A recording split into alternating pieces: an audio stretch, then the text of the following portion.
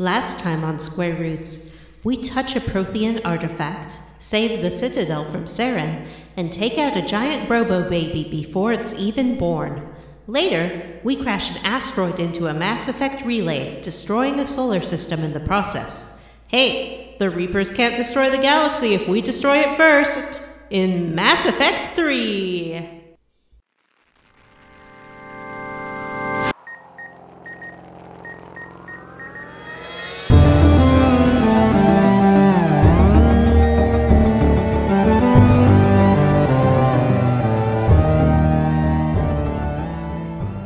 And welcome to Square Roots, the classic RPG podcast. My name is Jim Banks. I am joined by John Shepard Brandon.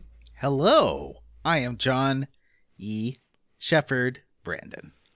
And Vanessa. I'm Vanessa, and this is my favorite podcast on the Citadel.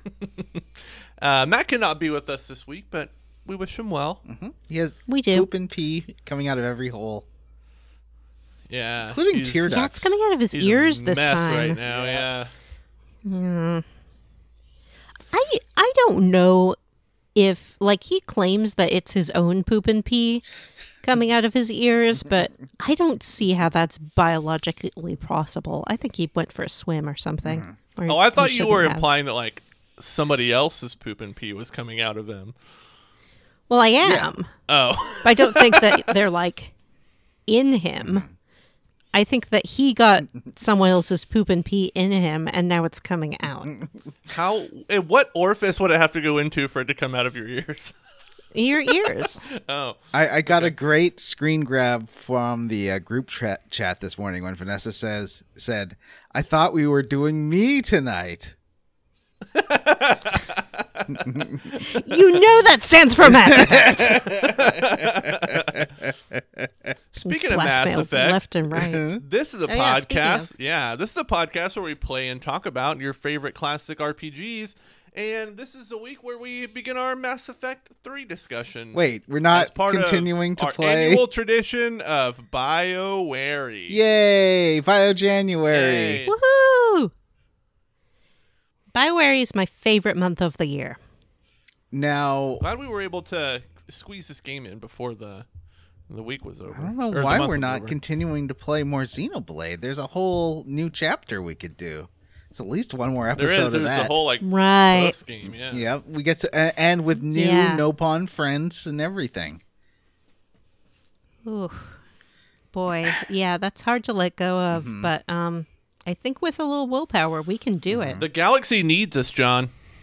Yeah. The Reapers are invading. It's time. Man, I hate that male Shepard voice actor so much. Why is he so terrible? Why are you playing as male Shep? Oh, I know why. We'll get Bim to that. Jenks. Yeah. He's back. Let's see. Well, before we get into all of our shenanigans aboard the Normandy and around the galaxy, why don't we talk about how we leveled up? Vanessa. Don't we want to talk about hot gaming news first? Oh, yeah. We got to talk about hot gaming news first. Sorry, that wasn't in the notes. All right. Oh, yeah. I have a hot piece of gaming news. Let's see if yours is the same as mine. This is the lead story on every news network right now. You guys won't believe it, although it's happening left and right nowadays. Microsoft has gone woke. Oh, okay. No. That's not what I thought it was. More specifically, Xbox is now woke. What? Oh, how is this the lead indoctrinating us story? And our children? What websites are you reading? Is this Breitbart? No, I actually saw this story as well, and however stupid you're guessing it's going to be, it's stupider, so brace yourself. John, can you guess why Xbox has gone woke? Let's see. Oh, does it have pronouns in your bio? Nope. Oh. Nope. Worse. Oh. Okay. Does it have a pride flag thing? Worse. Even worse. Oh. Does it have drag shows? Even worse. Is it using a gas oven or not using gas ovens? I don't remember. Closer. But even worse. Are they going carbon neutral? very close. So Xbox, in an effort, they say, to reduce the electricity requirements for their consoles while they're in sleep and rest mode, are reducing the amount of electricity they use in those modes. But it won't affect gameplay. So in other words, they're indoctrinating our children into their leftist climate change propaganda, woke, panic nonsense. Do Americans just not like saving money on electricity bills? Or they're like, this bill's gotta be high or else I'm gonna be so mad. It's really fun. You know, I think it was a tweet today that read like, our parents, like, while we were growing up, are like, you can't leave any of the lights on ever. And then when somebody like Xbox is like, we're going to use less electricity, they're like, fuck you. Yeah. It's my right to guzzle gas and use all the I don't want you saving money. What has happened to political... No, you know what? Political discourse has always sucked. I remember Rush Limbaugh back in the 90s being just as stupid as all this. So... I'm glad that bastard's dead. Yep. He was awful. He was awful. Mm-hmm. I saw something the other day that was pointing out that nobody ever talks about him or his legacy because he really wasn't important and didn't leave one. And there's no like people new doing Rush the same Limbaugh. thing he's did. It's like he wasn't adding anything to the culture. Yeah, no one's like, oh, what a great thinker we lost. Wait, what about They're that just like, hilarious segment where he listed gay men who died of AIDS that week? That was really funny. Yeah, it's funny because they left behind loved ones who grieved their loss forever. Mm-hmm. But I think the funniest thing about the AIDS crisis is how it impacted the arts community, and we basically lost a generation of like great American playwrights and composers and performers. And we all live with that cultural loss and absence every single day. Thanks, Rush it's Limbaugh. Hilarious. Yeah. What a piece of garbage. Bump. Anyway, so what I don't understand, like, didn't the US government say like, hey, we're going, or the housing committee say something like, we're going to maybe try and do incentives to reduce the use of gas stoves in new developments, and people are like, yeah. Well, yeah. I made this with a gas stove. No, well, it was like they didn't even come out with a rule on it. It was like, hey, we might, maybe, possibly one day consider, based on the outcome of this study, maybe consider limiting new installs of gas stoves. Well, the thing about science is sometimes they find out new information. And in this case, they found out that gas stoves tend to contribute to childhood asthma or something like that. Oh, interesting. So then they're like, hey, maybe gas stoves aren't the healthiest thing to have in houses. And everyone's like, no, you'll take it over my cold, dead, asphyxiated body. No. And I'm just like, everyone wants an induction heating oven now anyway. Like, get with the time. I've like my favorite thing on Twitter after this whole gas stove thing, because there's a lot of conservatives being like, cook my dinner tonight on a gas stove, and it's like a gray, lifeless piece of beef. Yeah. It's like the most disgusting looking dinner. Unseasoned, super thin, cheap cut of meat with like no charring on it at all. Like, I think it was even like, my husband Yep. cooks me this on our gas stove. I don't understand it. Why are you picking these stupid fights? I mean, I have a gas stove, full disclosure. I've used one for a And few years. It's fine. Yeah, I didn't choose it. Like, it was just here Yep. when I moved in, Yep. and I'm fine with it. But also, I've had an electric stove, and that's been fine. And I've had one of those nice flat top cooking stoves where you just wipe down those the are surface, so and that's the best good. of all. Yeah. I have one of those. Yeah, they're the best. But So why is when everyone freaking out? when you burn water on them though, that sucks. Trying to get that burnt water off there. Oh, really? Yeah, I gotta use baking soda. It's the whole thing. So what Oh. websites? That's so irritating to take like the metal things off the gas stove and I know like, those clean out drip around there. pans. Gross. Yes. Oh, you know what I was thinking? This actually relates to the piece of hot gaming news, sort of.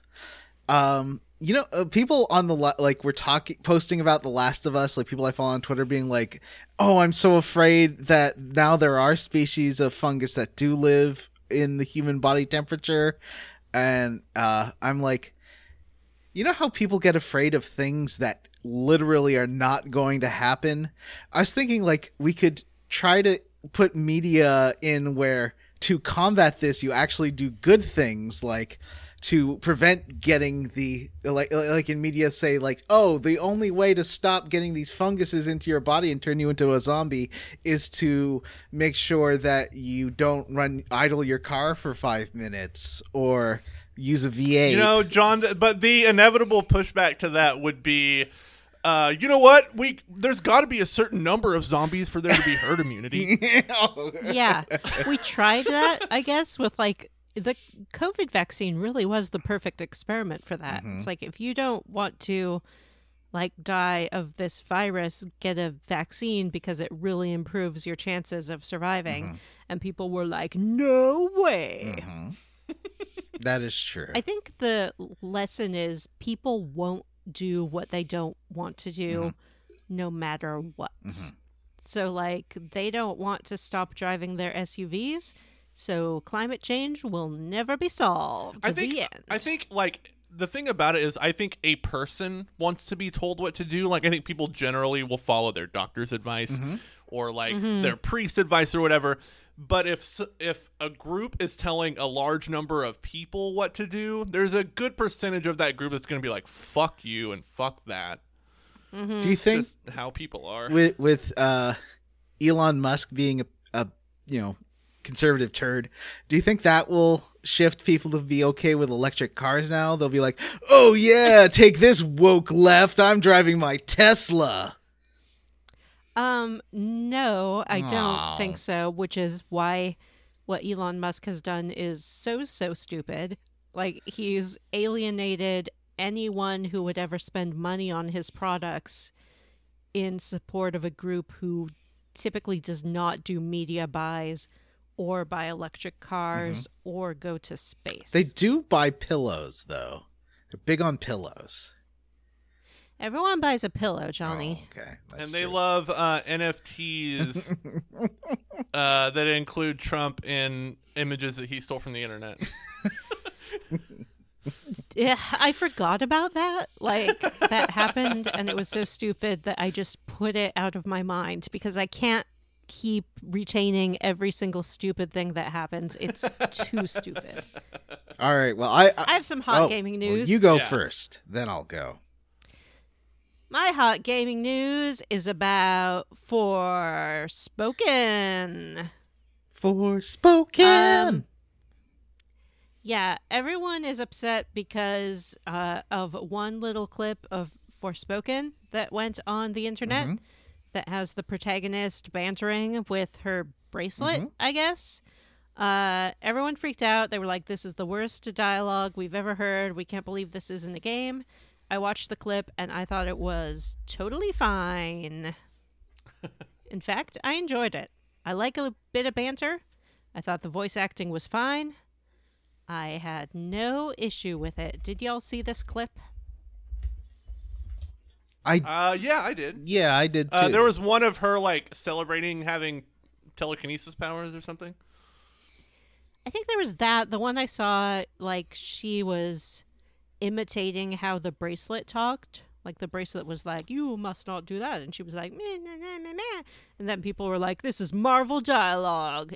Joss Whedon's ruined everything. This game looks horrible. It reminded me a little bit of when people take that laughing clip from Final Fantasy X and they're like, I can't believe people play this video game.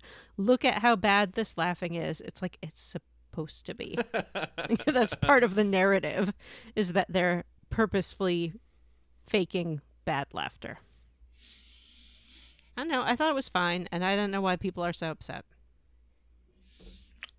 There's an interesting dissection of this by games writer Austin Walker on his blog clockworkworlds.com about the post-cringe nature of the Whedon-esque dismissal and inability to take its own concept seriously, and how there's good and bad to it, but also, this is a game with a black protagonist, and why is it fine and high in life but not fine here, or So I think it is one of those things of a lot of people really respond negatively to this, and a lot of people are dumping on it because it has a black protagonist, but some people just genuinely hate that kind of writing.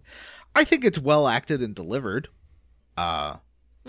But it does, they are somewhat undercutting the gravitas of the situation by smirking at everything, right? So, Yeah. like... I don't think that everything needs to be serious all the time. Right. And currently the vogue is to have like a meta commentary on what's happening. And that kind of detachment can be good or bad. But I think... Yeah, I feel like it feels like we're kind of nearing the end of that. Yeah. Yeah, I think hopefully, or maybe like it's gonna turn into a different version of it. Because I think like we've had almost a decade of, like I'll call it like the Marvel sense of humor, where like we're kind of winking to the audience a lot in a lot of the dialogue. And I think it feels like, especially with a lot of the movies that came out this year, but if you look at a lot of the movies that came out this year compared to like those Marvel films, there's you can tell how much that undercuts the drama of a lot of those films. Right. And the movies that didn't have that leaned into being more sincere, I think, were more well received. Can you get any more sincere than Avatar: The Way of Water? I haven't even seen that, and I know exactly what you mean. But also, the video game development cycle is so long now. Right, and it takes 7 years to make a game. Right. So if we've had 10 years of this banter, it's like pretty right in the middle of it when they would have kind of conceived it. Yeah. And started developing these characters. So I think games will always be behind the cultural zeitgeist in that way, unless they're kind of breaking new ground and making a new zeitgeist, but also the audience is still so limited that it takes something like The Last of Us to really reach the larger cultural consciousness through alternate media. And I think that's why it's freaking professor over here. Listen to this. Give me a raise. Well, like to your point, like I think it's like, can you imagine a character in a video game, like a AAA video game that came out today, talking like someone in Gen Z talks? Like I can't. I mean, it would Life. be so embarrassing. Like they tried that with Life is Strange. If you ever played that, and that was like, it's not a bad game, but that first episode of it is so just, oh, this is so cringe. Oh, your photos are straight fire, yo. No. Well, no, this was 2014 or 2015, so it was before straight fire, but it's very hard, I think, to accurately portray youth culture in a video game that takes 5 years to be made by 40-year-olds or 30 to 40-year-olds. That's why most video games are like science fiction. Yeah. Right. Or set in the 90s. Yeah. Yeah. Oh, yeah. That's What is that thing true. that we established that kids do last week that they say, Jim? They go like, skrit, skrit, skrit. Skeet, skeet. Skeet, Skeet. Yeah. I don't think kids actually do that. I've never heard They'll be doing my that daughter in say video skeet, games in skeet. 5 years. Yeah, they will. There'll be a yeet button. Triangle will be yeet. Yeah. Oh, yeah. The Y will stand for yeet. Yep. Press Y to yeet. John, what's your hot gaming news? Okay, now finally, Vanessa, can you, with your mouth, reproduce the James Bond theme while I explain this one? Oh, sure. Can I start it with like the fanfare that they do sometimes? Sure. Though? Yeah. Okay, here we go. Do do do do do do do do do. Guess what has been announced to come out this week? Golden Eye for the Nintendo Switch and Xbox. That's right. The 1997 classic first-person shooter from the Nintendo 64 is finally getting its HD remaster, which has been teased literally since 2006. They figured it out. Everyone signed the contracts. Nintendo's in. Xbox is in. Activision or whoever holds the right to the James Bond license is in. It's coming out. You're really going to be able to play GoldenEye on modern consoles this week. How do you all feel about this? Let's start with Jim. Jim, how do you feel about this? I'm excited. I played a lot of the N64 version when it came out with my friends when I was a younger man. Mm-hmm. So I'm excited to play it again. And I think since I'm a subscriber to the Switch, whatever that Switch library is, Nintendo Online, whatever.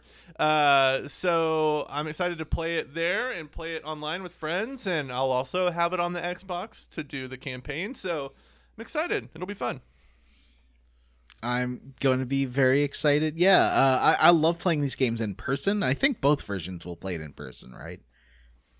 Is the campaign only on Xbox? No, Okay. but like I want to play the campaign on like my Yeah, big old TV. that's true. Yeah. Like if you've played the Perfect Dark remake, I believe it's 4J Studios doing this one as well. The Perfect Dark remake is great. Like that is, It is really good. Yeah, I've played hours and hours of that remaster, so it's gonna be good. And I think it'll be nice to play it not at 12 frames per second, because that original game had some, especially in split screen multiplayer, some frame rate issues. Especially if you had like, oh, for sure. a lot of people say slappers only is the best mode. I think the remote mines is the best mode, but it could get ridiculous. With just explosions everywhere and like destroying your N64 and going down to I love 2 frames a remote second. mines. I love proximity mines. Slappers was. I mean, it's all fun. That game is really fun, except for the bastard that plays as Odd Job. I only played as Odd Job because Odd Job is cute. However, I usually would play as Grace Jones because that's an acceptable alternative. Vanessa seems like an odd jobber. Vanessa, Yeah, do you I like have- that small hitbox. Yeah. And he's cute. He's just a little muscle bear with a hat. He can throw his hat and knock the heads right off a statue. It's true. Didn't James Bond Jr. have like Odd Job's son or something, and he had like a mechanical, like a robot hat? I can't remember. The only thing I know about James Bond Jr. is that he learned the game from his Uncle James, Yes. and that's why he's James Bond Jr. He's James Bond Jr. Meow, no, no, no. Learned the game That's the song I from his should have sung. Uncle James. Jim, were you too young for that? I don't remember James Bond Jr. It's terrible. It's a terrible cartoon that makes no sense. And James Bond Jr. have a- looked just like Captain N. Like the same character design. I have a little bit more hot gaming news. Okay, we can do one more. Please share it. Yesterday, Microsoft and Bethesda, which is owned by Microsoft now, did a developer direct, and they announced some first-party Xbox and Bethesda titles. Oh. And one released yesterday, like same day Starlink? as the presentation. Or no, Starfield? Is that what It's not Starfield. It's called Hi-Fi Rush. Okay. And it's from Tango Gameworks, who made The Evil Within and Evil Within 2. Ooh. But it's more like in the vein of Sunset Overdrive, where it's really bright and it's like a rhythm action game where you can, if you time your hits to the beat of the music, then you'll get more points and do more damage and stuff. And it's kind of like a mix of Jet Set Radio and Sunset Overdrive. It's super fun. I've played like 4 of the levels. Started it this morning, and I think it's really cool. Sounds great. Did they say anything about Elder Scrolls 6? No, but they said No. there was an Elder Scrolls Online expansion they Who announced. cares? Ugh. I know. I still resent Elder Scrolls Online because I feel like it takes away resources that could have brought me at least 2 more single-player games Yeah, in right? this time. You can't pick up However- pots and put them on people's heads in Elder Scrolls Yeah. Online, therefore it sucks. Yeah, I have a friend who plays it, and Matt's mom plays it, so I guess we can't just delete it from the internet forever.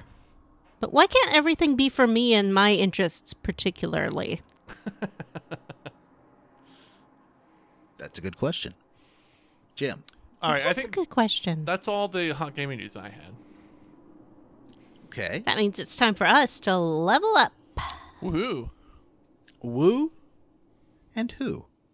Indeed. I'll go first if you want. Yeah. Sure. There's a sickness that's been going around. I had managed to avoid it, but it's finally happened to me. I have trader fever. What's trader Can't fever? get enough of that trader stuff. The Traders, of course, as you both know, smash hit reality TV show in the UK, hosted by Claudia Winkleman That's of not Strictly a Come name. Dancing fame. It is a name and a person, and she is orange.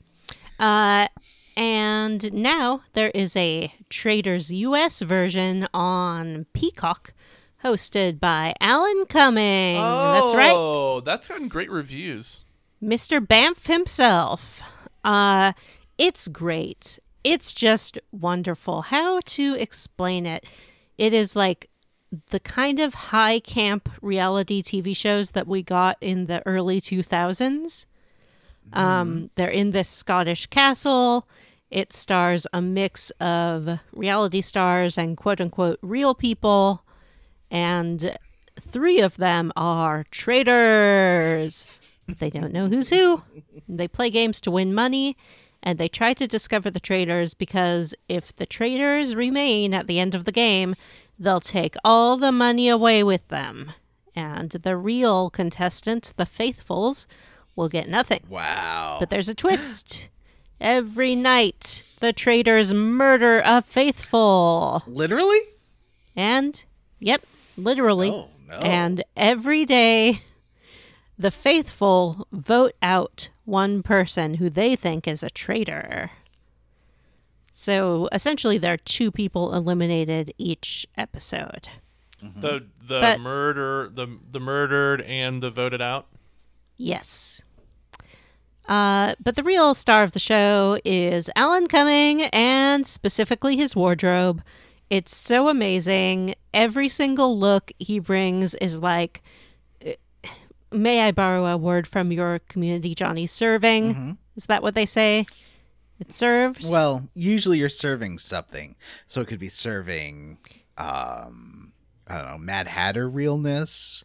Serving. He's serving tailored tweed outfits. Oh. Is that too? Serving Fruity Professor realness. Serving Scottish Lord, Okay. maybe? Okay. Yeah. Yeah, sometimes he's in a kilt, sometimes not. Almost always he has an amazing brooch. Speaking of GoldenEye. It's so good. It's so tartan. I can't get enough of it. I just live for seeing what he's going to wear next. I think you can play as Highly Alan recommend Cumming this show. in GoldenEye, right? Oh, can you? Yeah, that's right. He's the golden god. Boris, or whatever I think his name was. Does he say he's a golden god, or does he say, I am invincible? Yeah, he definitely says that right before dying. Yes. What a great character. Alan Cumming's just wonderful, isn't he? I can't think of anyone who doesn't like Alan Cumming. Probably anybody who's seen that Flintstones Viva Rock Vegas, where he plays the little Martian character, Great Gazoo? the Great Gazoo. He is a very upsetting as the Great Gazoo. Everyone loves the Great All right. Gazoo. Do they? Fine. Everyone except the, what do we want to say, like 4,500 people who saw Flintstones Viva Rock Vegas. Love Alan Cumming. I feel bad for kids who are probably sitting in like a dentist waiting office, who like dentist waiting room, and they look up at the TV and Viva Rock Vegas is on, and they see Alan Cumming as the Great Gazoo, and they just can't shake it for the rest of their lives. I'm gonna put an image in the group chat so you guys can be Please disturbed. do. All right, let's see. Oh God! Look at this. Oh, that's some Second, I am still 90s reaching this VFX image. right there. But oh, What? No, I know. that is not what I expected. No, it's worse And than I'm you could very possibly unhappy. imagine. that reminds me of when Pierce Brosnan and Sarah Jessica Parker's heads were superimposed on dogs in Mars Attacks. It looks very much like that. It does. I don't even understand what they're implying is happening here. He's a little man. No, I know, but like the proportions. Oh no. Oh, I hate it. I've never seen this before, Jim, and now you've cursed me, so I hate you. And now I hate Alan Cumming. How could you do that to us? I You like can't I hate said, Alan Cumming. like Vanessa said, how could you hate Alan Cumming? And I was like, well, maybe if you've seen him, it's No, great to do. you can't. You can't. Think of his perfume commercial, Johnny. Think of his I perfume don't know if I've commercial. seen that one. Oh my god. You people are like, I don't even know. We don't watch English TV like you do. Well, It Alan wasn't Cumming on is in the English TV. American. He's in the American version, right? Yes. He is the host of the American version, and it is everything. The American version of what? Of Traders. the Traders. Oh, you know, I thought you were saying traders, and now I realize you're saying traitors. Traitors. It's Vanessa's southern accent. Traders? He's in a show called The Traitors. They betrayed me. All right, well, I'm sending a link to the Alan Cumming perfume commercial to wipe that memory from your mind. Well, should we watch it now while we're recording a podcast? Yeah, watch it now live on the air. Okay.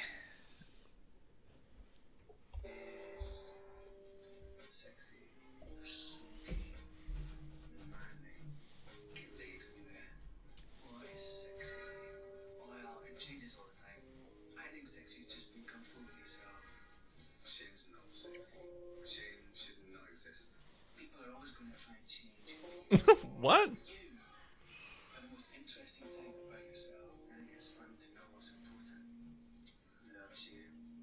Oh, I don't want to sit on a wooden chair naked. That's a good point. Is it like a parody? No. He I was mean, yes, Oh, but okay. also no. Oh, because the fragrance is called Cumming. It's a real fragrance, Oh, but also it's, they know what they're doing. they're winking. Oh. They are winking. I just hate the idea of sitting on a wooden chair naked. Ugh, it's just gonna Can't believe feel that's your one so takeaway from this awful. commercial. Oh. Jim, what's your takeaway from that commercial? I don't know that I wasn't as impressed with his butt as I thought I would be. I figured there'd be cheeks. It's a real person butt. Yeah, it's just a regular butt. It Yeah. reminds me of like maybe what Hank Hill's butt looked like when Hank Hill Yeah, was in he his has 20s. more of a butt than Hank Hill. Hank Hill has like 2 inches of crack. Hank Hill has he has DGS, which is diminished gluteal syndrome, and he has to wear an orthotic. Oh, really? That's an episode of King of the Hill. Oh. I've definitely known. I saw Alan Cumming on stage once. Oh, how was it? It was great. Highly recommend the experience to anyone who gets the opportunity. Who cleaned up? So that's... no, wait, I'm not done leveling up. Hang on a minute. Oh, such a good joke. Also, in my reality TV adventures, a new season of The Bachelor has popped off. And do you know what that means? It means that, as I do every season, I live vlog the parade of women in a secret location that I will not share on this podcast. It's done to great acclaim by the 20 or 30 people who really love my reporting on the Parade of Women. This year, the woman I was voting for got voted off right away, which is great for me because I do not like The Bachelor, do not want to watch it, and don't want to see any more of it than when the women all get out of the car and try to introduce themselves in a quirky way, like making a man drink some maple syrup or bringing a pig or showing up on a party bus. It's the best television you're ever going to get. I love it. Or bring a small doll version of yourself. Well, that's more The Bachelorette. Yeah, honestly, The Bachelorette I prefer because the men seem more maybe manipulatable by the production staff. Because, of course, no man is like coming to the production meeting being like, I want to show up in a giant box brought in by a forklift. It takes like a special producer to be like, hey, you know, if you really want to stand out, what you should do is come in, I don't know, maybe something like you could be in a box, but then, maybe there's like a forklift, right? Like that would be so cool and funny and good. And they just, humiliate themselves on national television. It's wonderful. You know, if we really tried, we could do a week-to-week Bachelor and Bachelorette recap podcast, but then after 2 years realize we don't want to support that show and turn our really funny Bachelor and Bachelorette recap podcast into maybe one of the worst podcasts I've ever heard. Johnny, Timothy, Brandon. We don't do this podcast to sit here ragging on other podcasts for their very questionable editorial choices. Oh, I know we should cut that, but oh boy, that podcast is terrible. Anyway. Moving on. Jim, how did you level up? Wait. Oh. Level up, rewind. I saw Megan. Oh, did you like it? I saw it too did. at the movie cinema. Oh, did you like it? It was fine. What I did thought you it like was about fine as well. Oh. Who are you asking? it? That's a question for the group. What did I like? Vanessa, you go first, and I'll try to think of something I liked the most about it. What I like about it is, well, it was kind of standard as far as horror movies go, but not in a bad way. Like, you go to see a PG-13 horror movie of this kind of genre, you pretty much know what you're going to get. You're going to get a setup with the characters. This Megan doll shows up. It's all great. Things go awry. And then the characters have to fight the doll at the end. Like, it didn't break from that sort of arc that I expected going in. But the doll itself was really good. I liked it very much. I did think it said some interesting things about attachment that maybe could be extrapolated into the way that we form parasocial attachments to celebrities and social media and things like that these days. And also a little bit of like technology taking over our lives. But if you want that, you can watch Black Mirror or something. It was just kind of like a standard, good, fun PG-13 horror movie. And there ain't nothing wrong with that. I have a couple of notes. Johnny? Yeah? Yeah. Okay. Before you say that, this movie sort of blew up on the internet as apparently being loved by the gay community. And I've not seen any actual evidence of that. Me I've just either. seen mostly straight people being like, gay people love this. It's not... Okay, here's the thing. They didn't pull a Snakes on the Plane and then recut the movie to be more fabulous, but then also kind of make the movie worse, like Snakes on the Plane did. I think that was a mistake Right, for because Snakes on the Plane was kind of wanted to be more serious, right? Yeah. And then they recut it to try to make it a meme. Yes, exactly. And I think that there definitely is some winky, fun that like that TikTok dance is pretty darn good. And singing Titanium was really good. That cracked me up. Oh my gosh. I think it was the premise and the setup was too sad, and I think that kind Oh yeah, it was dark. Yeah. it kind of undercut the like campy fun of it a little bit to always be about the horrible trauma that the little girl's going through. It seemed a little bit overkill for the tone of the movie. Yes. I think that every movie like this involves killing a dog, and I don't like that. Maybe a cat, but usually a dog. It is almost beat for beat that Child's Play movie, the remake with Aubrey Plaza that I really like. Well, I really like Aubrey Plaza. I didn't really like that Child's Play. But that was a hard R, I'm pretty sure. At least the version I saw was pretty gory. Yeah, that one, like the R came. That one had some gory kills in it. That's where the R came from. Yeah, this one had a pretty small body count. Yeah, Megan did. And not there, because of the nature of it, not that much gore, which I didn't mind. So it was definitely an easier watch. It had some really good scenes. See, I think they're kind of in a hard place because to really capitalize on the love of this sassy girl robot, they could have made it sassier, but that would kill the tone of the movie, I think. I think they actually balanced that pretty well. They do. My favorite thing about the movie is every side character, every random character that encounters Megan reacted to her the way I do, which is, as a human, she's a nightmare, a terrifying, like almost human. And then when they learn she's a robot, they're like, wow, that looks pretty good for a robot. Yeah. Like every character has that reaction where they see her and they're like, oh my God. And then she's like, oh yeah, she's like a robot that we're testing out. And they're like, wow, she looks great. Like it's kind of like a running joke they put in the movie, how people react to Megan. It's really funny to me. I really like the animatronics. I was surprised at the amount of practical effects. I thought that was awesome. Yeah. Hey, I'm all for practical effects. People who do practical effects are unionized, which is why films try not to use them. Mm-hmm. Boo on films, hooray for unions. I do have one small complaint.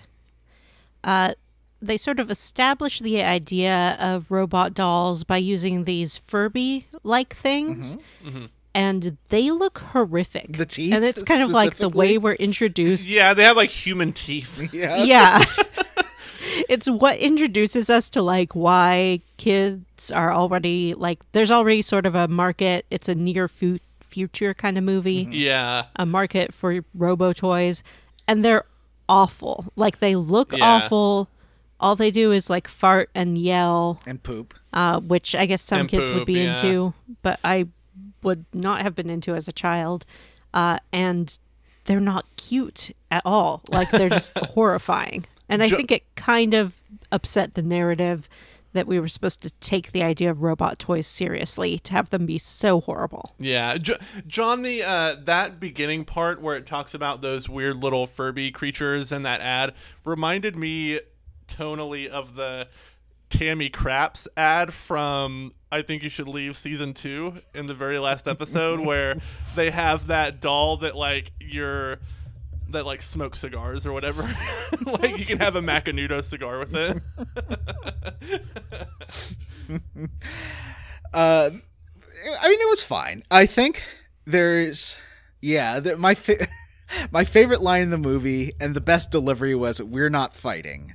Was by far the best line in the movie, and I kind of wish it had a bit more of that. Like the standard sad girl horror movie stuff was just kind of bland, and I think the lead was a little bland. That's why I said Aubrey Plaza should have done this movie instead of Child's Play, because I think it's a better movie. I think the lead was okay. I just don't think the script was good for that character, Yeah. Like she got like all the straight man boring lines instead of having any kind of personality. Right. And I think that's one thing that Aubrey Plaza really brought to that Child's Play movie is she was funny and her character had a lot to do and like fun things to say, like the boy being her Sweet 16 surprise and all that. Yeah. But that's like in the script though. Like, yeah, a lot of it's her delivery, but I'm sure that was like on the page, and there just like wasn't any of that for that character. Yeah, I kind of feel like she could have maybe been a bit more nerdy and antisocial, not in a stereotypical way. That's what I was hoping I would get, yeah. Well, that's what I think I meant by it doesn't really break the mold in any way. Yeah. I think The characters are what you'd expect them to be. I think Megan breaks that's why she's popular, I think, with queer people. Like, I've seen a lot of gay people on Twitter posting about her, and it is that she's like, you know, it's the whole girl boss, and gay men supporting any woman being horrible, even if it's really dangerous. Like, and that I thought was pretty great. But yeah, it's fine. I mean, it's fun. I think you'll have fun with it, and not too gory. There is dog death. It's not really a spoiler. I mean, you see it coming the second that dog shows up. Yeah, for sure. All right. So, wait, was I about to go?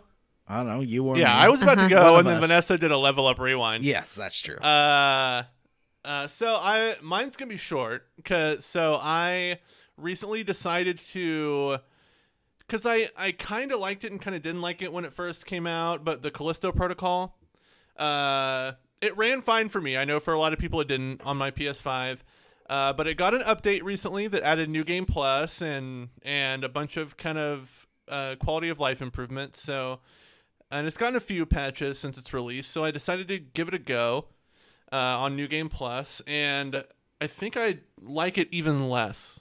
Oh, wow. Than I did the first time. It's just such a... I wouldn't say... The story is just junk. Why does it star Josh Duhamel? He doesn't bring anything to it that another random faceless white male protagonist would, you know? Like, it could have been anybody else. And I think I think the combat is kind of boring. The gunplay is neat, but man, it's just so forgettable and seems like such a wasted opportunity. And it's I wanted to like it, but it's just not good. It's not good. It has like weird combat where you press like the right analog stick in the direction away from an enemy attacking you, and you can dodge it and then counter. It's almost like Dark Souls-y a little bit. It's weird. It's a very strange combat. But I don't know. Just didn't scratch that itch. And then I was like, hey, Dead Space remake comes out tomorrow. I'll buy that. And then I saw it's $70 ding dang dollars. So I think I'll wait on that. But yeah, Callisto Protocol, I would get it if it's on sale for $20 or less. Sorry, Crafton. Oh. All right. So that's how I leveled up, John. How about you? Well, I saw Megan, but I think we've covered that. I have been playing lots of Dance Central 3. That game is such a good workout, and it's the first cardio I've done in a long time that I actually really like doing. Like, I'm not counting down the minutes and being like, oh, I've got 5 more minutes of this crap. Because it's dancing to songs, and unlike, I feel like Just Dance kind of, like, you can do cardio to it, but it's more of a rhythm game where certain motions hit the beat on time, and it's not really, it doesn't have a camera, so it can't see you dance and tell you, like, this is what you're doing wrong. And but Dance Central 3 actually has a mode where Usher's like, okay, we're gonna do 5, 6, 7, 8, now lift up and down, and like It's like actually Usher? Yeah, it's actually Usher. It's Usher. Sweet. And so that's neat. That it kind of breaks down like that. It's tricky, and like definitely I'm still on easy, which is the second level of choreography. The first one is you don't move your legs at all, basically. And the second level you're doing like a box step maybe. And then but like watching some of the hard mode ones, you're like flipping and turning and stuff, and not flipping, but yeah. It's definitely like even on easy, you're still doing some jumps and things. So not good for people who live in an apartment, but such a good workout. Like I am coated in sweat by the end, and like 45 minutes I know I'm going to be sore the next day, but it's like so much fun that I don't mind. I mean, 45 Does it minutes do, of straight like, stretching cardio is and pretty warm good. up too? What I do for it doesn't include a warm up like say Ring Fit or fitness boxing does, but what I do is there's like a very easy song that doesn't require jumping around that I'll use it to warm myself up. They're actually called warm up. Smart. Yeah. Huh? But I need to start doing a cool down because I'm not stretching at the end and that could hurt. So I just need to like pull up a YouTube or something for like a good 3-minute cool down stretch. Just to follow along with that. It doesn't have to be in the game. But the only thing is, it requires such a specific peripheral, the Xbox Kinect. Do you know if Xbox 360 Kinect games worked on the Xbox One Kinect or not? I think so. I have no idea if they did or not. I'll have to Google that. Yeah, me either, but it sounds like something that is plausible. But the store is down too, so I can't buy more DLC, and I want to get more songs for that game. Oh, that's sad. But there's still, I don't even have Dance Central 2 yet, and that's another 30 songs, so I just have to hunt down like an old physical copy of that somewhere. But yeah, it's really fun and just really good exercise, and I'm getting better at choreo, and that's amazing. You know, like as someone who's so uncoordinated, learning these things and actually getting better, like seeing improvement. Like I'm starting to be able to be like, okay, because I have to break it down to like upper body and lower body. I know some people can learn whole body movements. I cannot. It's like my legs are doing this. Okay, I got that. Now what are my arms doing? And I'm starting now. I can be like, okay, it's a box step. I'll do that while my arms are doing this, and it's becoming a bit more natural. And I don't know. Oh, that's cool. Improving is cool. Do you feel like you could like take this to the club and tear up the dance floor with some of your new moves? I feel like if I do this for a while, I could probably take... I think I told the story on the show about how I got... my friend pressured me to sign up for a Broadway jazz class that turned out to be a professional level Broadway dance. Jazz dance, like Fosse dance class. And I was no way... I think if I'd done, 6 months of this before, I would have been able to keep up a bit better. So... It actually, I don't remember that, but I remember when you were like an extra at a go-go club or something like that. Yeah, that was in the L Word. Oh, yeah. Yeah, I was dancing with Mia Kushner. I don't know who that is. I never watched the L Word. Not she. I was playing Fist of the North Star because my PC is dead, so I was going through like old... It's actually at the shop. It's a new PC. It's under warranty. It'll get fixed. Don't worry about it. But I've been playing Fist of the North Star Lost Paradise, which is the game by the Yakuza people. So it's like, it plays exactly like Yakuza. Like, exactly like Yakuza. And what a fun game. Because it's kind of, like the main plot is a very stone serious Fist of the North Star. If you ever watched that anime or read the manga, that is the most serious, like, stone-faced, I will use my strength. You're already dead. You know that stuff, right, Jim? Mm-hmm. But it has the wacky Yakuza side stories and side missions. Like, he uses his martial arts powers to become a bartender and make good drinks for people. He's like, your drink is done! It's so good. Yakuza side missions are the best. Yeah. And there's like wacky side missions, like this guy who keeps telling Kenshiro he wants to see him use non-violence to finish his situations instead of always murdering people. And that is a very hilarious sideline. And there's a lot of fun side stories. It's one of my friends saw the game, was like, oh, this looks terrible for a PS5 game. Well, first of all, it's a PS4 game. Secondly, it's super low budget.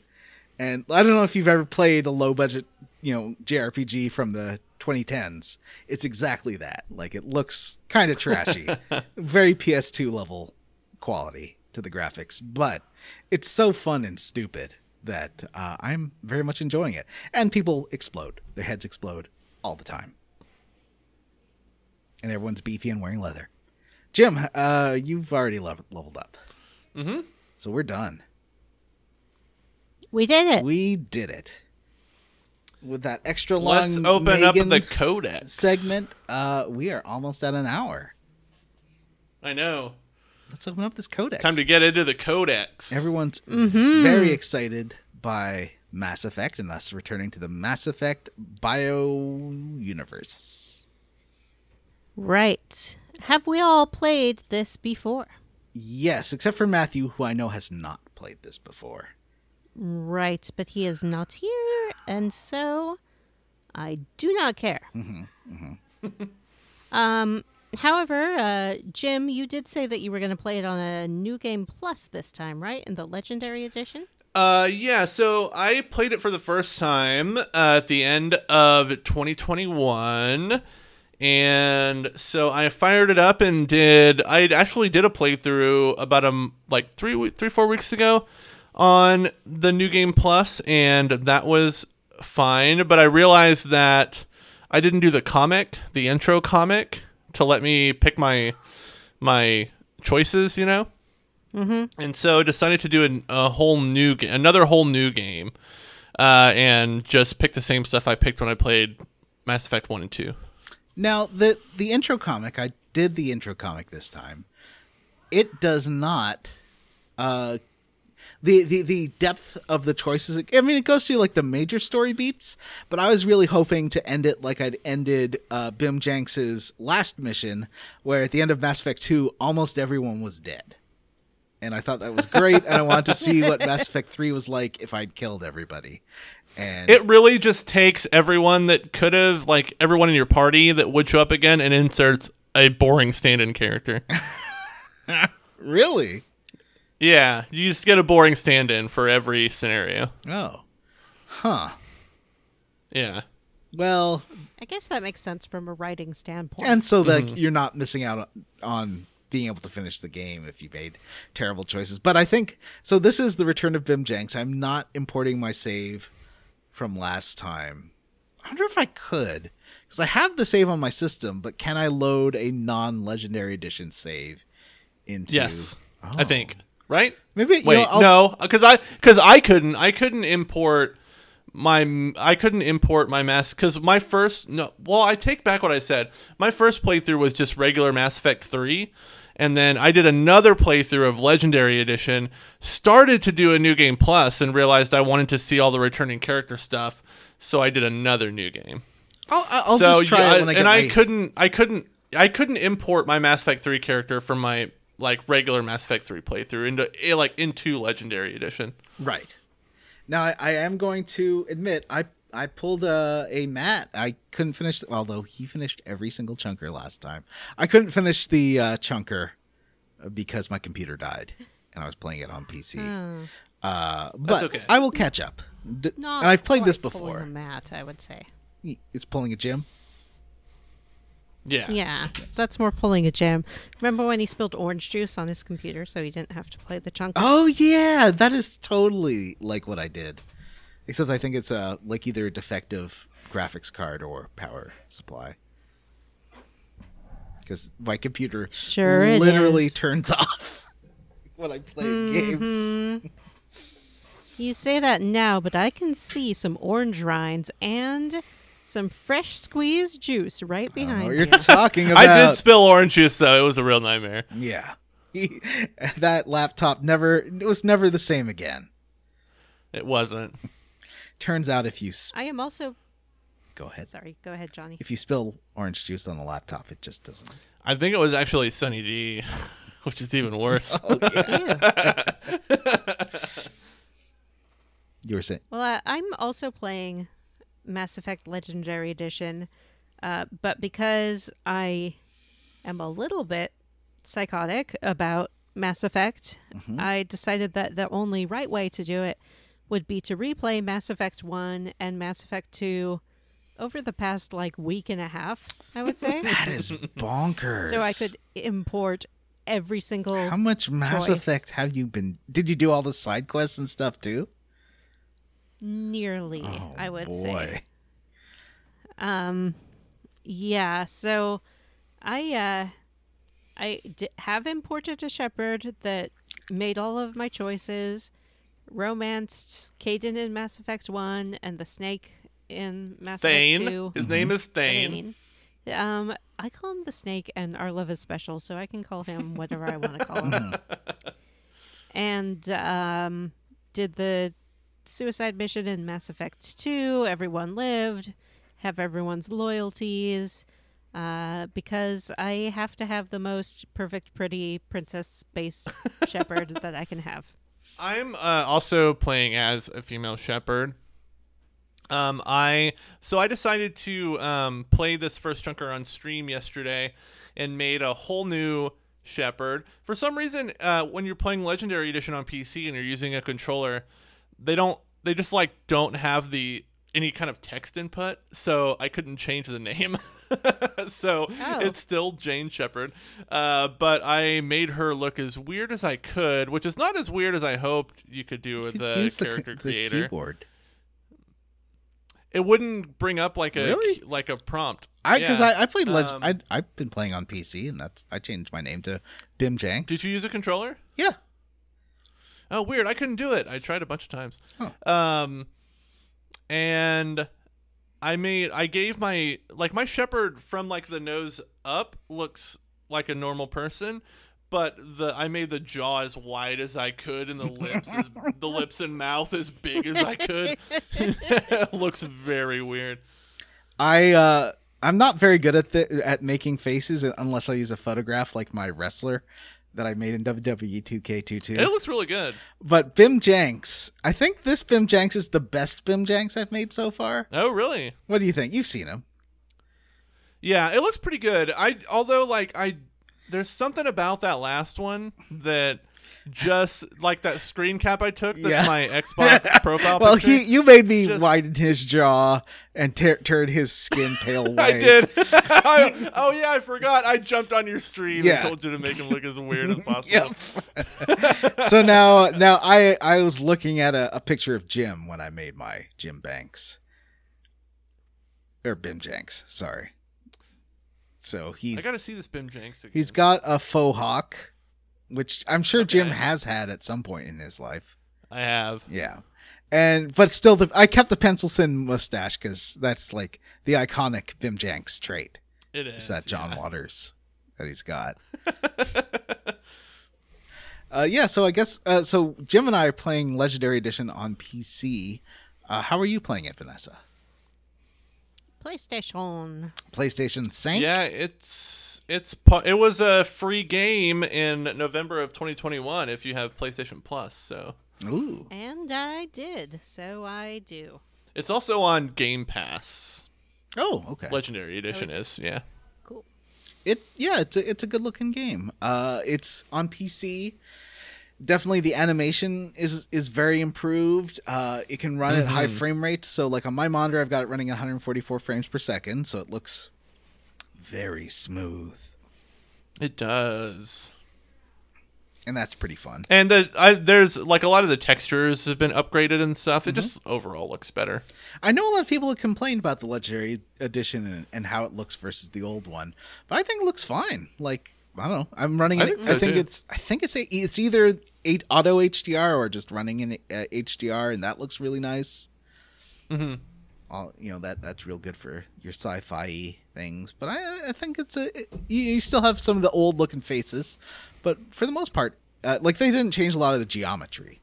Like it's still kind of big blocky wheels and stuff. And you still see like the weird janky running animations for the characters. I haven't run into any technical glitches, which is good. I did once or twice in Mass Effect 2, but not in 3 so far. Okay. Not like when I played through Andromeda and guns were disappearing and things like that. Were showing up backwards. Well, Andromeda was one of those famously released before it was actually finished kind of games. They're like, no, we got to put all our money into Anthem, which is sure to be a hit. Oh, yeah, and it was. Oh, yeah. When I think classic games, I think Anthem. You and I, noted BioWare fans, definitely played Anthem and put tons of hours into our Anthem characters. So many. Can't get enough of that Anthem stuff. I think Anthem... It's my favorite game about... Yeah? What is music. and No. national anthems. It's about planets and stuff. It's basically like a multiplayer Mass Effect. They didn't put it in the Mass Effect universe because wait, why didn't they put it in the Mass Effect universe? I don't know. I guess because they didn't want to spoil the surprise. Yeah? Maybe? Of it being a whole new... Apparently, like, the story's okay, but it's half a game. And, Right. they never really... They were gonna do... They had this huge roadmap for all the things that they were going to do, but then it was too hard, and they stopped. Yeah. I understand. Sometimes things is too hard, and then you're like, it too hard. Mm-hmm. Me no make a game. Well, I mean, the games are expensive and weird, and apparently that one kept being redesigned, but let's talk about Mass Effect 3. Let's do. Starting with... Well, I'll let you lead this one, but starting with Earth. Earth, specifically, beautiful Vancouver, British Columbia. Did you know that, Johnny? I did. I've been posting because there's a couple of landmarks that you can see when you're outside of the base, the Alliance base. Mm-hmm. There is the old cruise ship port, and it's like sails, and then the hotel there is still the old hotel. I've had a chocolate fountain at that hotel. And Vanessa, have you ever had a chocolate fountain? Because they are great. No. They usually I've had a have chocolate little fountain. sticks, and you can like put a marshmallow onto a stick and then dip it into the chocolate fountain. Or like a pineapple or an apple. Mm-hmm. Yeah, I'm aware of what it is. Even pre-pandemic, I was not like a huge fan of the idea of someone's stupid sticky little fingers going into this chocolate and then it cycles through. They don't put their Must have. body under it. Well, you wouldn't want these in grabbing reach of a child. I would not eat a chocolate fountain anywhere near a child. That child is going to like wipe his poop on his hands and then put his poopy hands into that chocolate fountain. You know it. Children are disgusting. I do know it. That's why I'm scared of a chocolate fountain. I think I mostly see them in ads for the Golden Corral. I've been to a Golden Corral once. I have never been. And I remember the chicken was undercooked. And I was very not into the food at this Golden Corral. Jim, have you ever been to a Golden Corral? I've been to a couple Golden Corrals. I drove by one the other day when I was coming home from Austin, and I can't see a Golden Corral and just think, that's a Golden Corral. I have to think, that's a Golden Corral! I don't know why. Maybe because Jeff Foxworthy used to be their spokesperson. Was he? Yeah. And that Golden Corral! Oh. Well, I have nothing against them. I just haven't been to one. Except I do have something against them. I am afraid of their chocolate fountain. I could see your point at a Golden Corral. I probably wouldn't have the chocolate fountain. But at a nice hotel where everyone's being, well, they're wearing fancy clothes. They aren't going to shove their hands into it. It's fine. What are we talking about? Mass Effect 3. Vancouver? And also the mountains are in the background. Those are the two. Basically, you can see the shore, the outline of the city of Vancouver. But let's talk. So what happens? Why is it in Vancouver? Why is Shepard in Vancouver? That's like one of the military bases. Right? It's one of the Alliance like outposts or whatever, right? Not outposts, but like Headquarters? Maybe? headquarters, yeah. Mm-hmm. That's what I assumed. Is Base that of it's like the operations. headquarters of the Alliance on Yeah. Earth. What it is and why we were in Vancouver is in the DLC for Mass Effect 2, Commander Shepard smashed a big ol' asteroid into a mass relay, destroying an entire solar system and killing 350,000 Batarians? Something like I remember that one. Yeah. Yeah. So some people are like, hey, what's that about? Like, that's not really cool. So you can't be a commander no more. We strip you of rank. And she or he is awaiting a military tribunal to explain themselves. Mm-hmm. So we open on Shepard in their little apartment, looking out the window at a wee little boy who is playing with a model ship. And he's like, "Push, push, push, spaceship, yay!" now this annoying little boy won't be a thematic touchdown for the rest of the game, will he? Of course not. It's just some random kid. Okay, that good. we are I looking don't- at. My favorite part about this kid is that you get to see him die multiple times.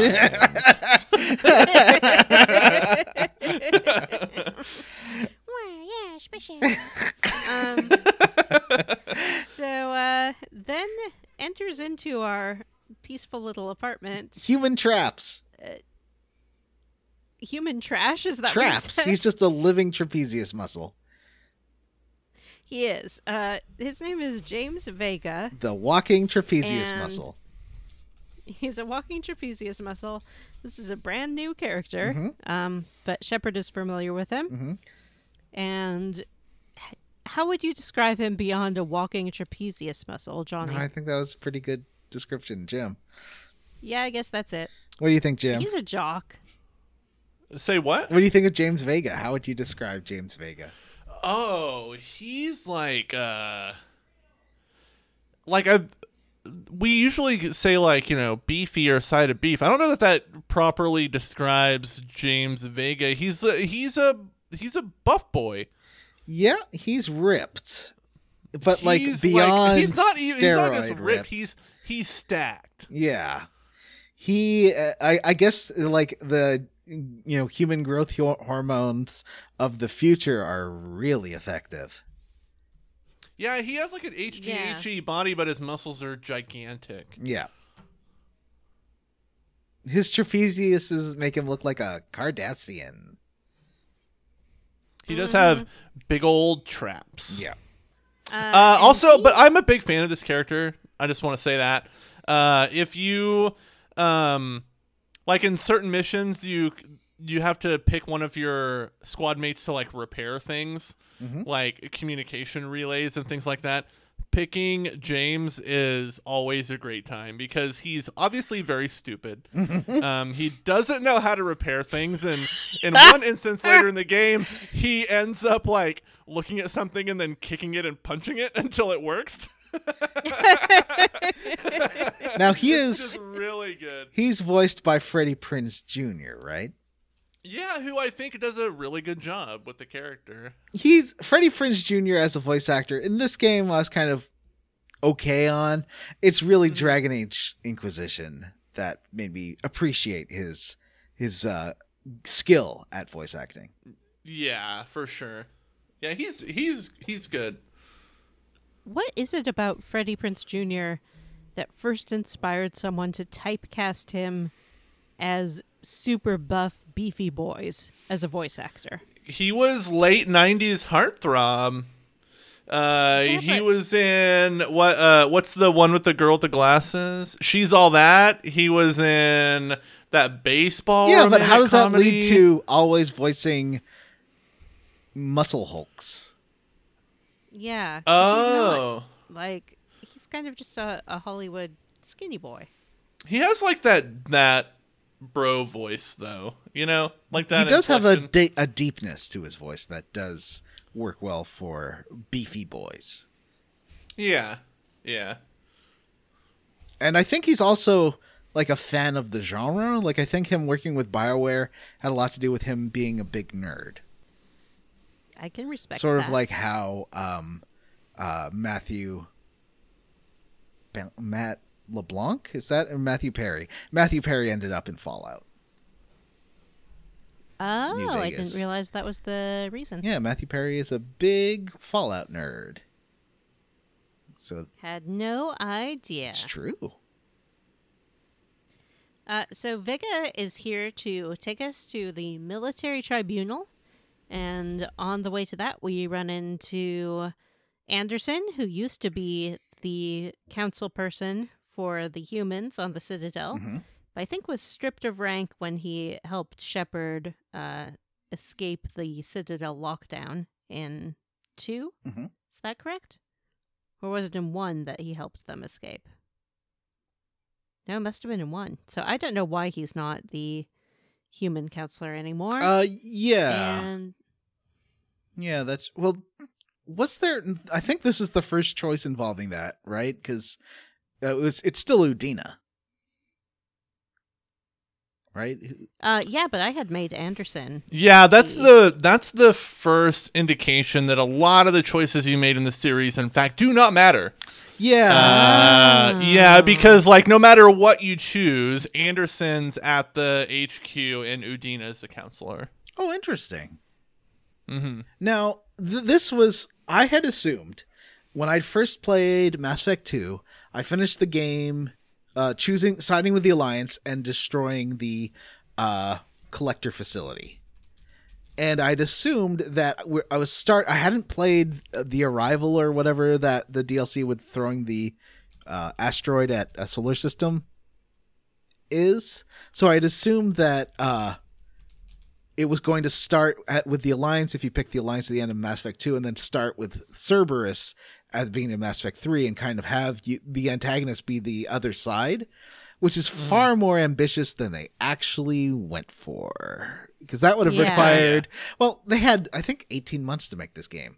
Or less. Yeah, it was a very short development cycle, yeah. And I bet they would have loved to have done things like that, like have a bespoke beginning depending on your choices in the last game, but they did not have the money to do that. And so you are going to run into a deflation of a lot of what you thought mattered from the previous 2 games. If you had extremely high expectations that admittedly BioWare and the advertising and stuff had all been hyping up, that it's going to really change how the universe works by what you do. That this was going to be like... So that gets into some of the negatives, I think. But maybe now... 10 years on or 11 years on, we're going to look at it with, fresh new eyes. I will say that for the group, just as someone who has played all of the DLC for this game, I will say reserve judgment until we get through all the DLC. I remember I did go back and play Leviathan, and I also went... So, I will admit, when I played this game in 2012, I thought it was super disappointing. Super disappointing. But I think I had maybe unrealistic expectations for the game, especially with the time frame in which it came out. And I thought it was going to be so much more than what it is. But now, it's 11 years later. I think I can maybe go back and appreciate the game for what it is rather than what I really wanted it to be. Yeah. And, it's really interesting having played... I haven't played all of it, but having played through maybe like a third of Andromeda, there's stuff from Andromeda that I wish they would have thought to put into Mass Effect 3. Like, in Andromeda, when you choose a dialogue option, you get like a tone indicator.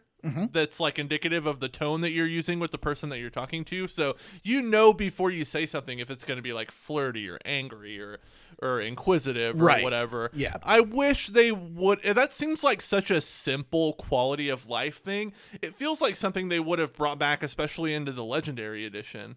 You know what I mean? But yeah, I don't know. There's some stuff that I wish they would have improved upon that they just didn't, and I think that tight development cycle was probably the reason. Were you disappointed by the original release of Mass Effect 3, Vanessa? Mm-hmm. That ending, original ending was so bad. It was really bad. The improved ending was improved. But I think my favorite ending is the fan theory ending about the actual ending of Mass Effect 3, which we'll get to when we get to it. Yeah. So we run into Anderson and also Kaiden / Ashley. Who did you run into? Well, Bim Janks is evil, so it's going to be Ashley. They make Ashley not to sound pervy, Creepy? but they give her the biggest boobs. Do they? Her boobs are enormous. I just thought she looked like she was on a realtor billboard.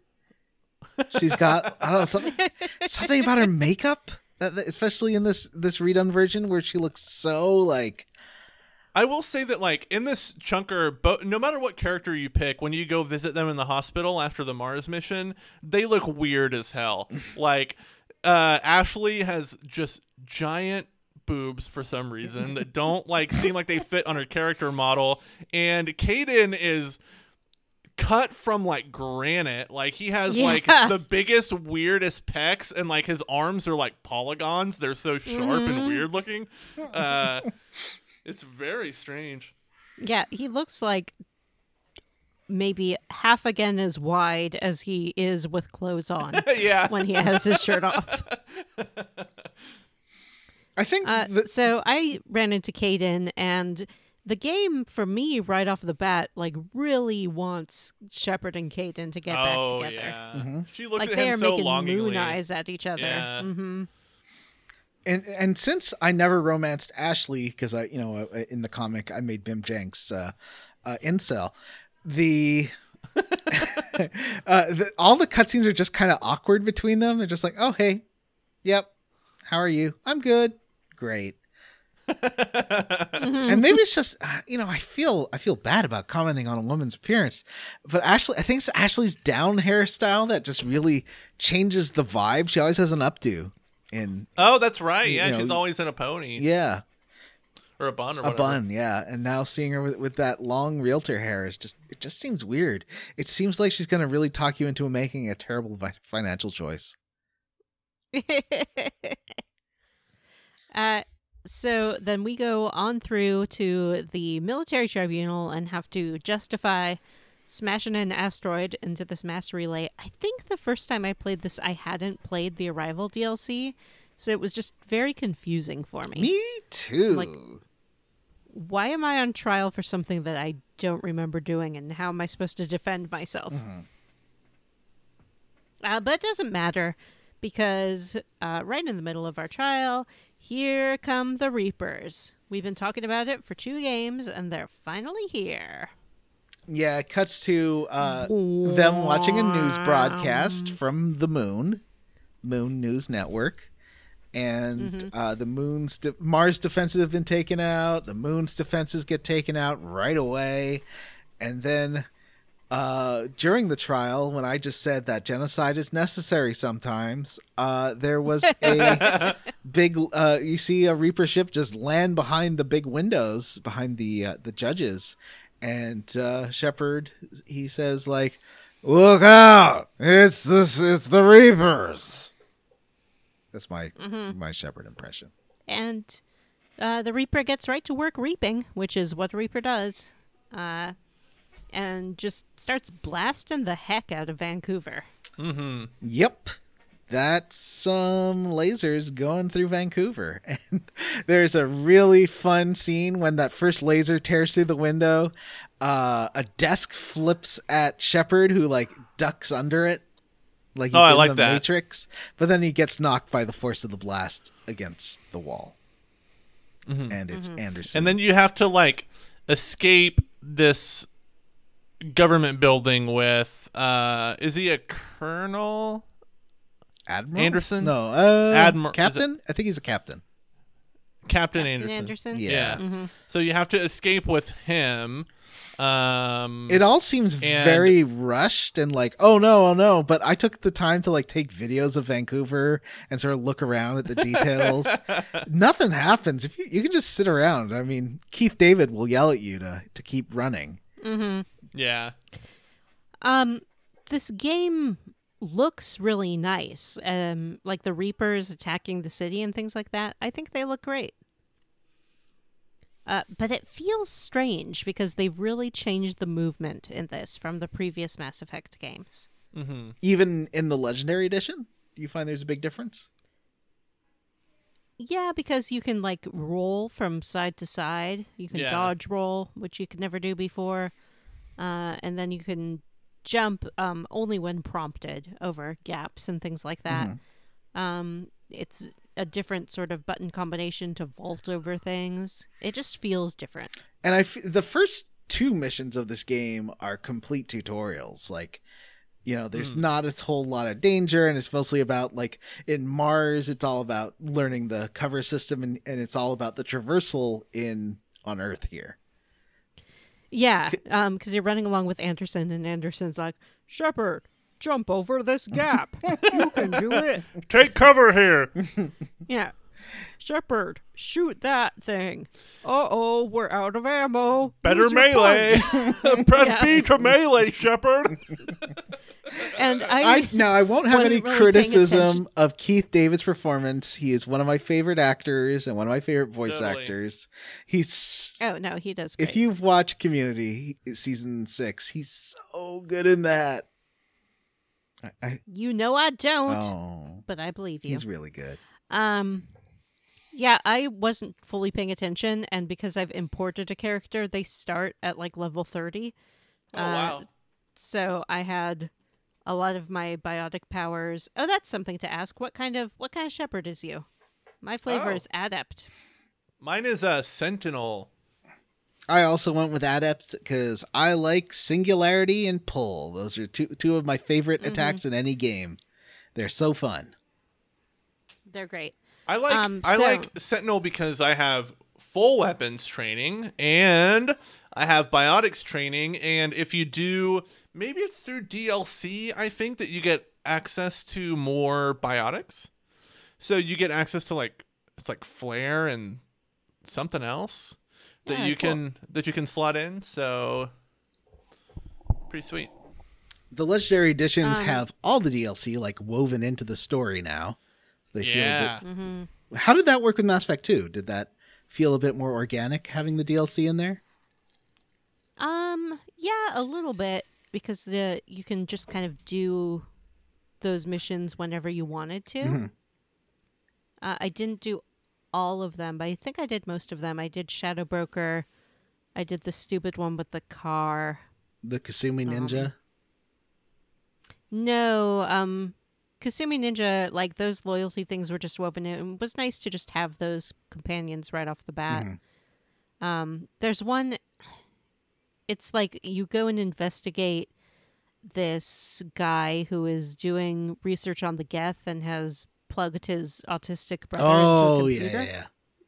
We talked about so that that one. one. For Yeah. sure. And Arrival, and I think Firewalker was the only one I didn't do, which is like the derelict ship thing. Is that the one that's Zaid's loyalty? No, I did Zaid. Firewalker, I think you board a ship that's falling apart and it rolls over and gravity switches around and stuff. I remember that in Andromeda. I don't remember that in this. Oh, is that Andromeda? Then I guess I don't know what Firewalker is, but I didn't do it. So yeah, I was using my throw and my biotic power on these things, and Anderson kept being like, we'll have to do this the old-fashioned way. I'm like, I'm taking care of them. Why is it so important to you that I punch it? But eventually I punched it. He 'cause that's what really you wants you to wanted. punch it. I did try setting difficulty to hard, which is what I usually do, but with an adept, because you're so weak physically, I didn't have the buff of playing it before. I was just getting steamrolled, so I was like, maybe I'll just play, make this a more casual playthrough and just play it on normal. Yeah. I think I have it on narrative. It just defaulted to that because I played the first two on easy to get through them. And also I love easy mode. So it's very, very easy with my over-leveled shepherd. But that's okay with me. I just play for the story. I like the story. I like the romance. I like the dialogue. That's On totally our way fine. running through this smashed up Vancouver, we find that little boy again. He is in some venting Yep. in the ductwork. And he will not come out. That's all that happens with that. What would you have done though if he'd come with you? Would you have put him on your shoulder while you're shooting those Centurion things, or what? Yep. I would have put him on my shoulder, been like, hang on, little buddy.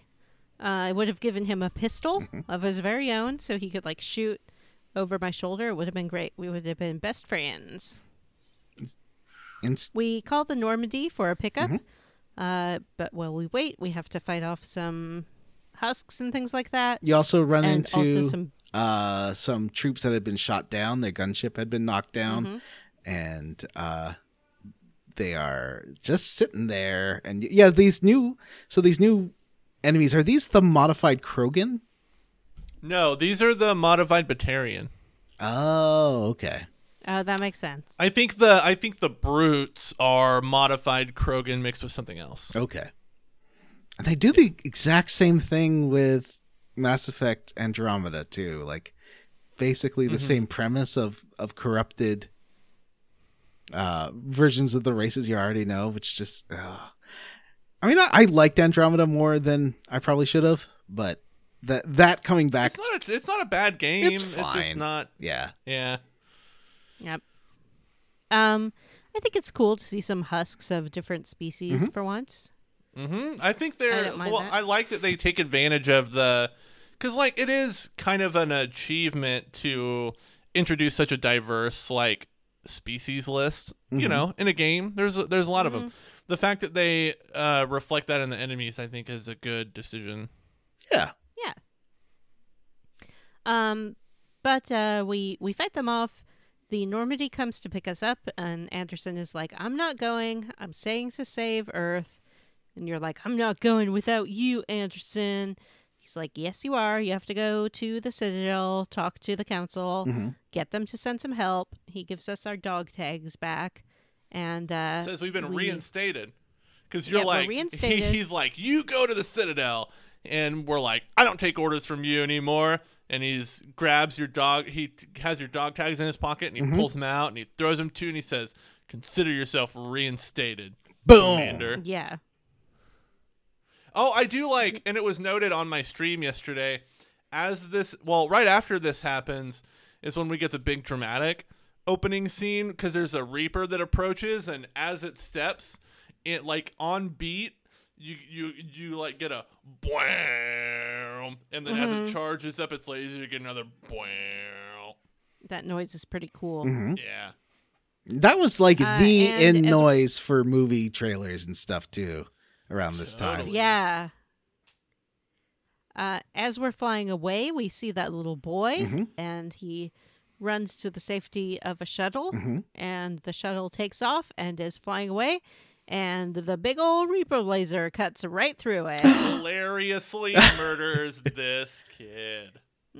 Close up on Shepard's face. One of the things I love about designing your own character is like the way that I design my character, the placement of the eyes and the eyebrows makes it impossible for my character to show any emotion. Yep. So when this kid gets exploded and burned up in this wreck, my character is looking like she's looking at like a day-old pizza.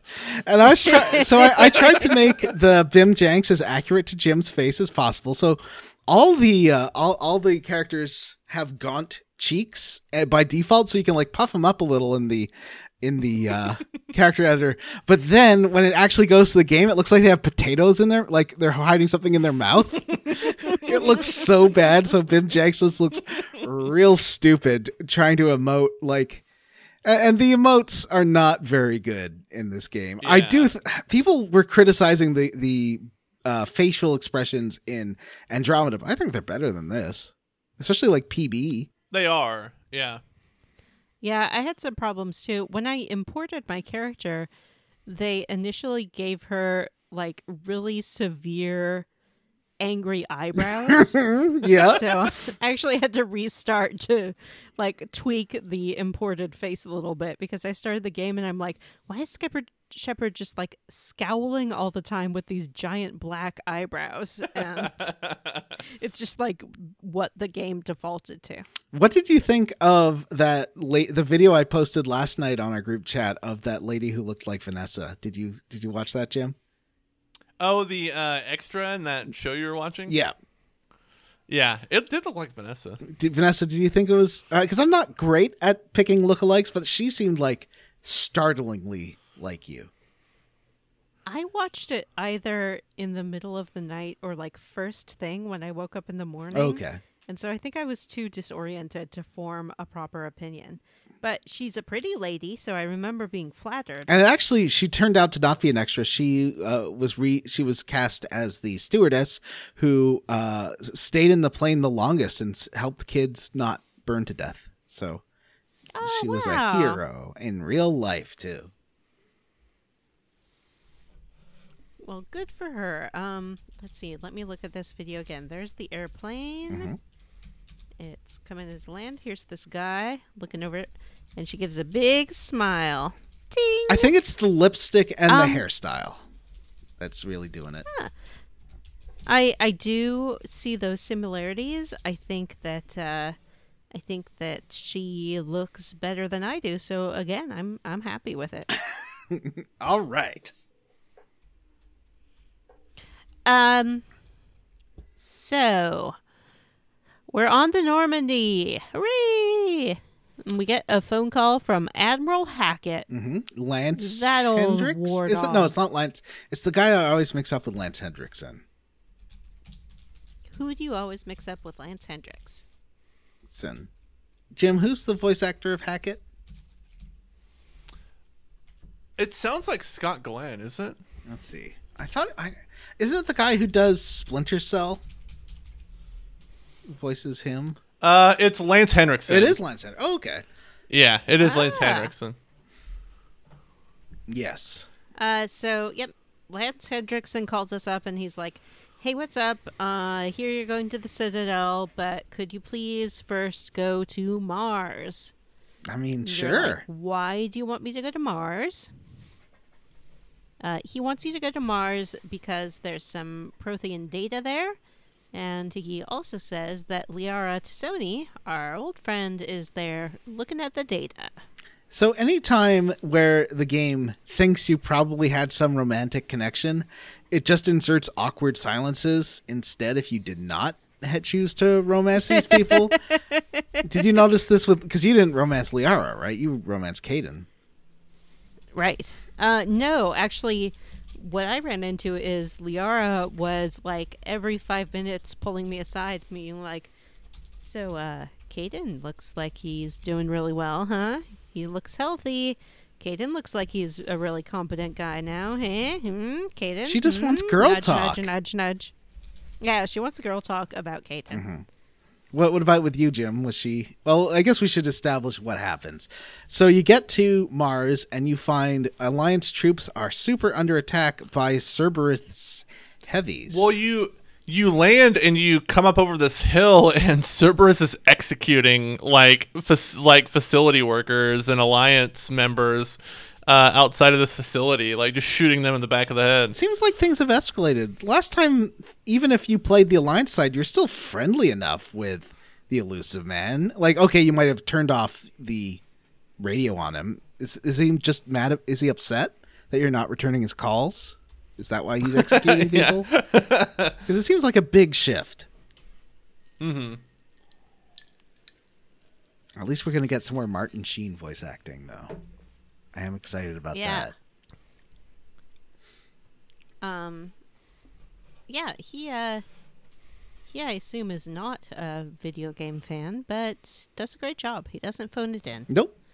If you watch 80s commercials, if you go to the 80s commercials vault on YouTube and watch their thousands of hours or hundreds of hours of 80s commercials they have available, you'll find Martin Sheen does so many voiceovers back then, and he's real good. Really? Yeah. So we sort of discuss among ourselves that they must have a inside man in order for such a small Cerberus crew to take over the base. But nevertheless, we head inside and meet Liara. She, like the little dead child, is in the vents. This game loves people in the vents. She is scrambling around. She jumps down.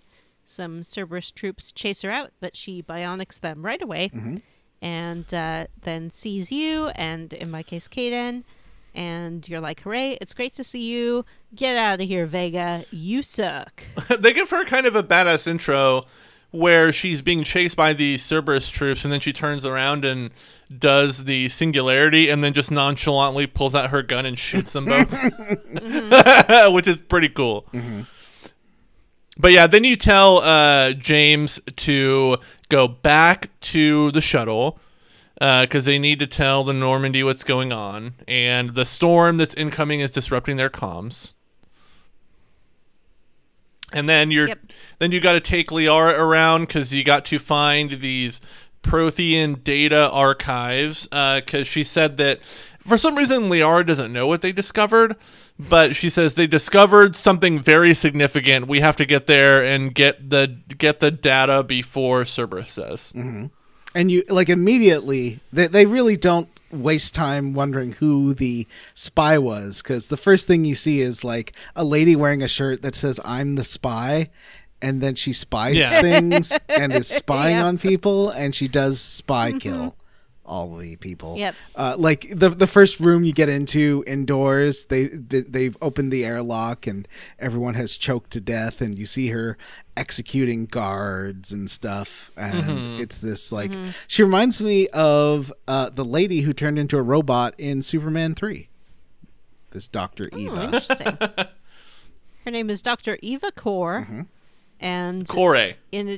Kore, and in addition to all of these like video footage we see of her spying, we read lots of data pads that are like, there's a new lady here. Wow, she just showed up. What's with her? Who knows? Why is she in my systems? What's she doing? Yep. So then it's time to take a tram. Now, this was pretty fun. This reminds me quite a lot of the DLC Vanessa talked about earlier, with the autistic brother made into VI. It has the exact same like base with trams, like general layout. So this felt extremely familiar. It does. Yeah, you're right. I think they probably developed this simultaneously with that DLC, what with the turnaround time. So that's true. Makes sense. Yep. That it would have some similarities. We take the tram like halfway out. It stops. Another tram comes. We have to fight the guys on the tram. We take their tram across. I don't know. I just liked it. You like trams. I like trams. I support public transportation. Public transportation? Whoa. And somewhere along the course of this, we unmask one of the Cerberus troops, and they're kind of husks. They're husky. But they're husk adjacent, but they do have like the ability to speak and communicate with each other, so it's not entirely clear what's going on with them. I mean, according to the Elusive Man, they've been improved. Whoa, spoiler. Yeah. Spoiled. But yeah. Spoiler for 10 minutes from now. Now this is a big turnaround, because the Cerberus before were all about rejecting Reaper technology and humanity first. So why are they suddenly what's the Mass Effect word for indoctrinated? Why are they suddenly all indoctrinated? Yeah. Well, yeah, and like that's true, because the Elusive Man in Mass Effect 2 was like a big xenophobe, and he hated non-human. He was a big spacist. And now he's like, yeah, maybe it's good. What if we put the Reapers in our bodies? What if instead of destroy the Reaper, we can control them all? And also now we're Reaper. We need a game. I like although like I know it's a big turn for the character, but I do like the way that they incorporate what's going on with the Elusive Man into the broader lore of the Reapers later in the game. I think that's neat. Yeah. So we reach the data core, but someone nearby is downloading the data. Oh no, it's Eva Kore. It is. What? What a twist. It's Dr. Eva Kore. My goodness. She I'm the spy. Yeah. She takes one look at us and just starts running away. Mm-hmm. Like she's booking it. Yeah, I like the chasing her thing because like every time I would get close to her, she'd blast me with a biotic, or her character would hilariously run at like 60 miles an hour to get far enough ahead of me to where I couldn't conceivably catch her in the game. It was pretty good. Yeah. I was shooting her a little bit, Yeah. and her shield like depleted, and then would just go right back up again. Yeah. So we chase her to the roof, and she hops into a shuttle and takes off. But happily, Vega, who we sent away before to guard the car, has a great plan, and he just like rams his into shuttle her. right into this one. I love it. That's a first indicator that maybe this guy is not the smartest. Yeah, person. especially because like her shuttle then crashes like meters away from where we are. Yeah. And just about kills us all. But you're fine. Yeah. I mean, for So now. Yeah, Liara's like, oh, we have to get the data. Kaiden wanders over to the crashed ship, and who should emerge from the wreckage but Dr. Ava Ava Corey. Corey, but she's like she's a robot. Yeah, it has real Terminator and burnt vibes away. here. She's Where she's like coming the out. Jetsons robot. The I don't maid? think she is. I think she's like a combination of the Jetsons' mom. Mm-hmm. That's what I was And the thinking. robot. Yeah, the Jetsons' mom and the robot. She's the Jetsons' mom's body, but the Jetsons like made characters color. Do you Yeah. think that on the base everyone was just so preoccupied they didn't notice like the clicks and whirs that she made as she walked around, or like the little antenna coming out of the top of her head, or the It's like when I asked her if she wanted some coffee, she asked for some oil. every time she walked it made a kazoo sound. Yeah.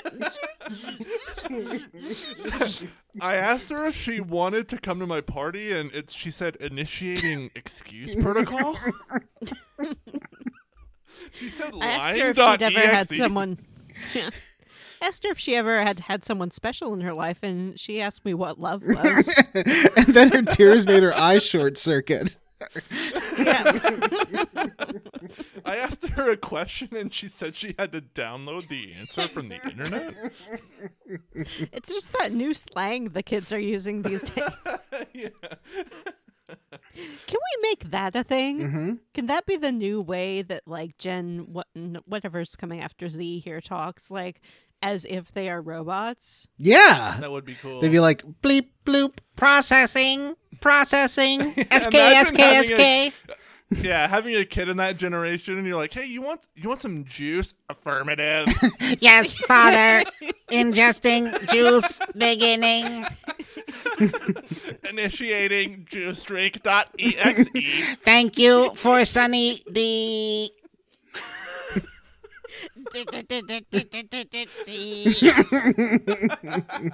It reminds me of like when like Xenon Girl of the 20th Century or something, when writers write kids in the future and give them a slang that's like, "Woo, downloadable, spaced out."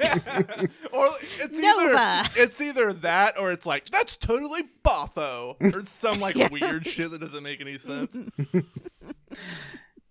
So Well, you get into a that's big fight, solar. and I really like this character design, both before and after. But we'll get into the after in a bit. But she's like a cool, sassy space mom. She's a cool, sassy space mom who smashes the heck out of either Ashley or Kaiden. Thank God. Yeah, she grabs them and just like body slams them into the shuttle a few times. I didn't think about this, Vanessa. She What are grabs you gonna them, do, By the head and slams their head into the ship. Vanessa? This game gives you Yeah. Kaiden and Thane. You have some choices coming up. No, Johnny. You I can't want string them both along. The game will not I let love you do Thane that. for his poetic soul, and he's super wooby because he's dying, Mhm. but also he's an assassin. And I love Kaiden because he was the male love interest in Mass Effect 1, so it's going to be really hard to choose. That is a deep connection that you have with Kaiden. Now, you Yeah. will remember he is from English Bay, too, so he's super wooby now because his That's right. hometown just got lasered up. That's part of Vancouver. His hometown got lasered up. He also has like an implant that sometimes gives him a headache, and now he's smashed. Now he's super smashed by what turns out to be a robot. Oh, Kaiden. Now there haven't really been this kind of androids in the Mass Effect mythology before, right? Well, I guess there's been like there have been mechs. Yeah. But it's very important in the Mass Effect universe that artificial intelligence is banned by Alliance troops and Citadel species because of the Geth. Now, of course, cut to Mass Effect conservative a commentator showing you a terrible steak. She's being like, "This was cooked by my AI robot." Gasp. Yeah. What are you gonna do about it? So we need to get our wounded compatriot to the Citadel as soon as possible for medical attention. And we also bring this smashed up robot body. Why? I guess I shouldn't glaze over the robot fight. Yeah. I mean, it's a slow motion sequence where you shoot it a bunch of It's a times. slow motion sequence where you shoot it in the head. Yeah. Why So do not we really much of a bring the fight. robot with us? Because the don't know. robot downloaded the data, so you think the robot could have the data inside its robot brain. Yeah. Oh, okay. At least that's That what does I make thought. sense. Yeah. So So we fly away to the Citadel. Yeah, and Part I of the really universe. really liked the establishing shots of you arriving on the Citadel where it showed you approaching the Citadel. Like I think Mass Effect 1, Mass Effect 2 does a good job, but Mass Effect 1 does a terrible job of kind of showing the scope of what the Citadel actually is. Which is like this giant space habitat, futuristic space habitat that's like assuming like I assume millions of people live on. Yeah. And It's like New York in space. yeah, and it's cool that they kind of show you you get a sense of the scope of the place in these in this like little sequence. In the middle of the Presidium, they have a fake sky to help people establish keep their circadian rhythms, and like it's got a day-night cycle. And also you'll notice okay, now I haven't actually played this part yet in the Legendary Edition. In the original version, they gave this area a moody remake, like they added more moody lighting. It doesn't look as it's definitely more moody. yeah, not as fluorescent lit as it used to be. No, because in the first game, it's very much like an Apple store, basically. Now there's like, instead of using overhead lighting, they got some nice lamps and stuff that give shadow and dimension to your rooms, and it makes everything a little bit homier. But I don't exactly remember, but you don't have as much of the Citadel to explore in this one as the earlier games, right? Right, yeah. It's more sort of location-based, where you take an elevator to different specific areas rather than run in between them. But you don't have to and the find 50 praying mantises to do a certain quest. No. Or No, you keepers. do not. But they're still walking around.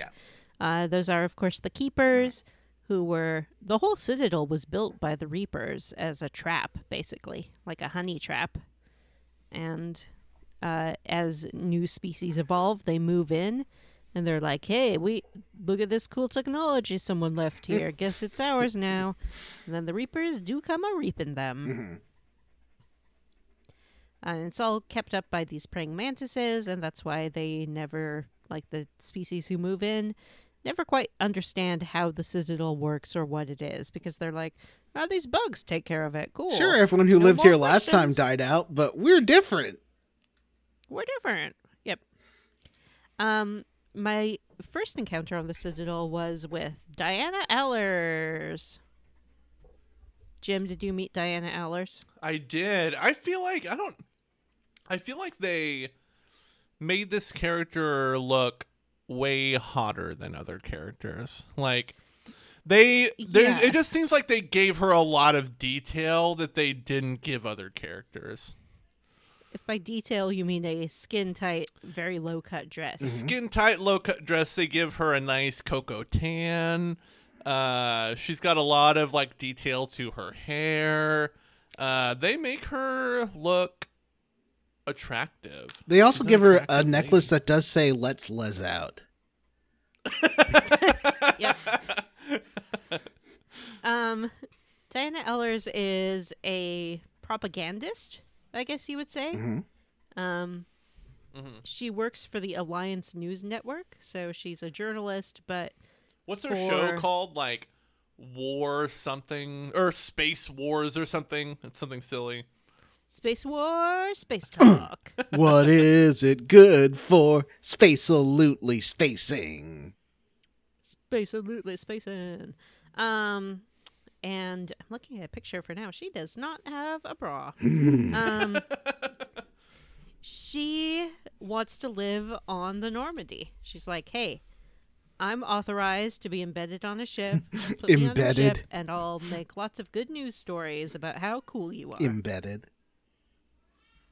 Because she's romanceable, isn't she? There's a line of dialogue here that felt so clunky, and she's like, once you accept her onto the ship and tell her to report to the Normandy, it seems like a totally superfluous line of dialogue. I don't know if it pays off or not because I'd never romanced her, but she's like, how much gear am I allowed to bring?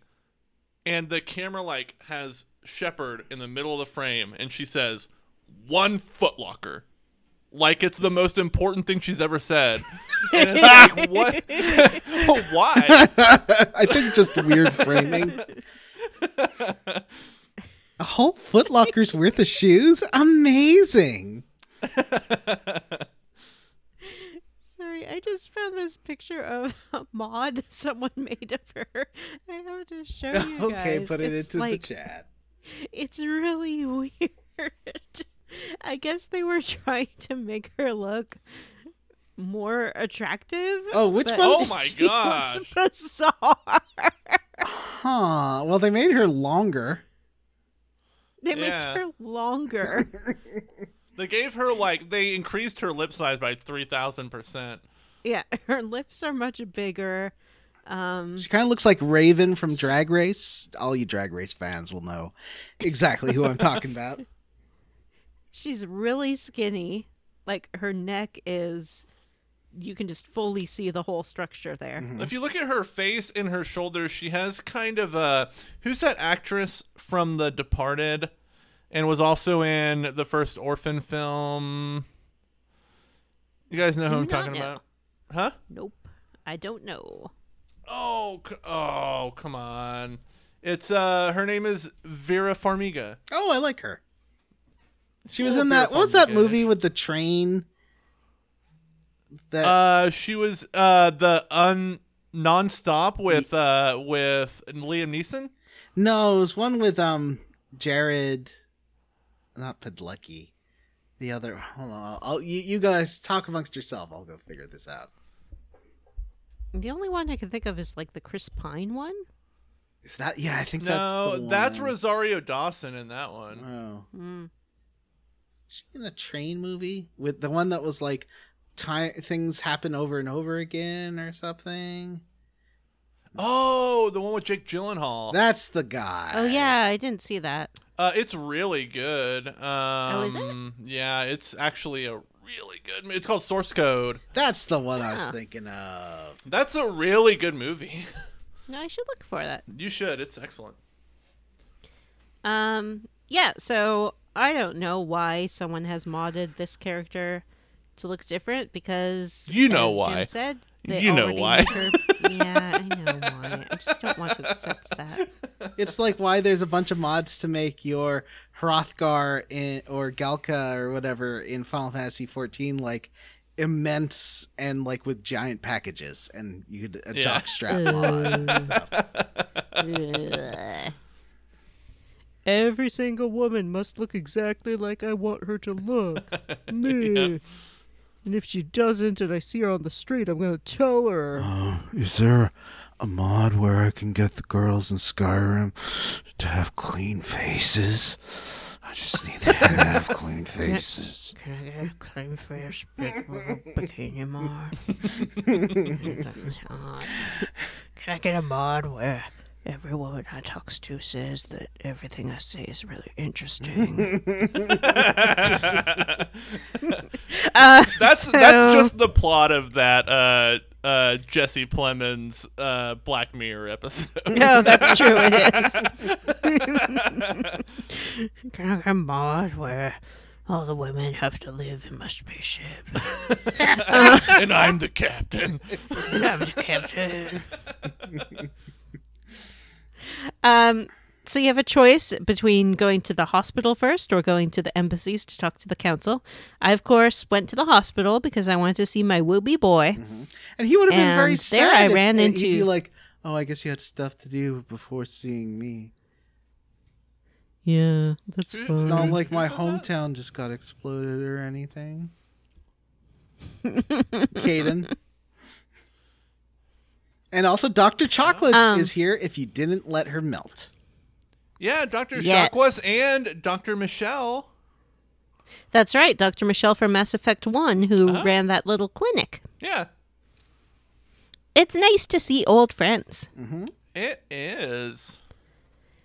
So was Dr. Chakwas there for both of you? Well, And you're like, you belong on the Normandy. I can't. Yeah. In my original 2012 playthrough, yes, but I don't know actually because I did say that Bim Jenks took his time before getting onto the Citadel or getting onto the collector Oh, yeah, ship. she so melted. She probably has melted. Yeah, if you do the comic and say the options are start something with Garrus or begin attack immediately. And if you don't begin the attack immediately, then you lose Chakwas, right? Yeah. Yeah. Well, I think And Kelly? and Kelly, Kelly, yeah, yeah. Kelly definitely melts too. She melts before Chocolates.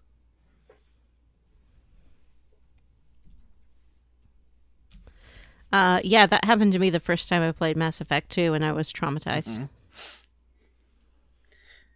So Never thought a game would actually want me to do something immediately. Role-playing games always say do this immediately, and you never have to. Well, I think I'm pretty sure there's at least one more ship upgrade you can do after that does help with the collector ship run, but you can only do it after the crew's kidnapped, but I could be wrong. Well, I know that there's Yeah, I'm some not reason sure. why you don't want to, where you might want to take some time before rushing in there, but I cannot remember. Now, the council is sure to help this time, right? Because sure they didn't help in Mass Effect 1 or Mass Effect 2, but this time they're going to Yeah. be a lot of help. They'll be like, right away, let's save Earth. This is, right.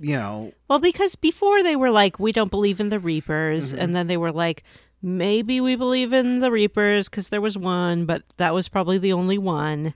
But now the Reapers are here. They're attacking planets. So they've got to believe in the Reapers now. And they do, but they don't care. oh.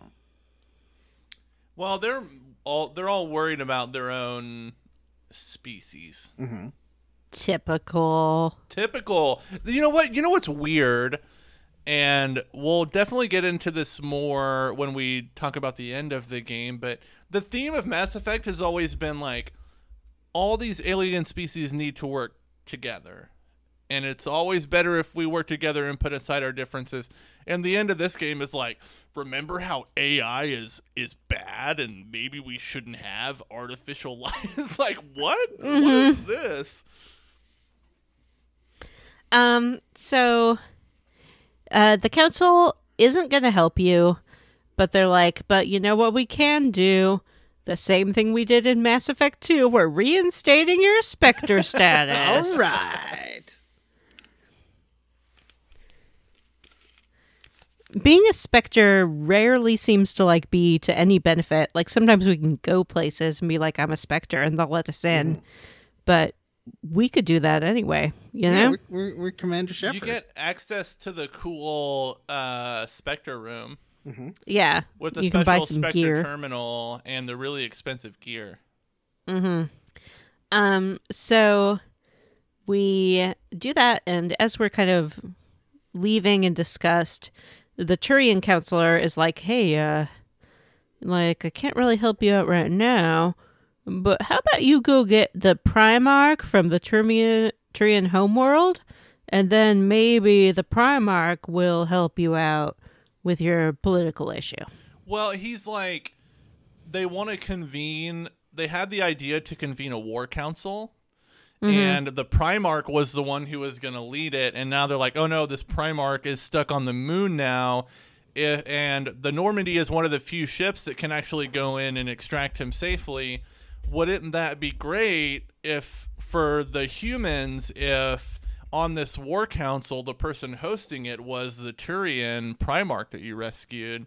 Wouldn't that be great for the help that you're seeking for Earth? And so you decide to go to Paladin, to this moon, this Turian moon, to rescue this Primarch. Optionally, on our way out, we can go visit our old pal Bailey. Oh, Commander Bailey. Bailey and Captain Bailey? Commander. No, it's He's captain now. Excuse me, no, it's commander now. It was captain. It's commander. Oh, right. It was captain. Now it's commander. I like Bailey how put upon he seems. Like when you first meet him, you're like, "Oh, it's good to see you, Captain Bailey," and he's like, "It's commander now," and your character's like, "Congratulations." Yeah, and he's like, "No, it sucks." Yeah, he's like, "Half my job is just babysitting diplomats." Yeah, being a wuss. I used to be on the street.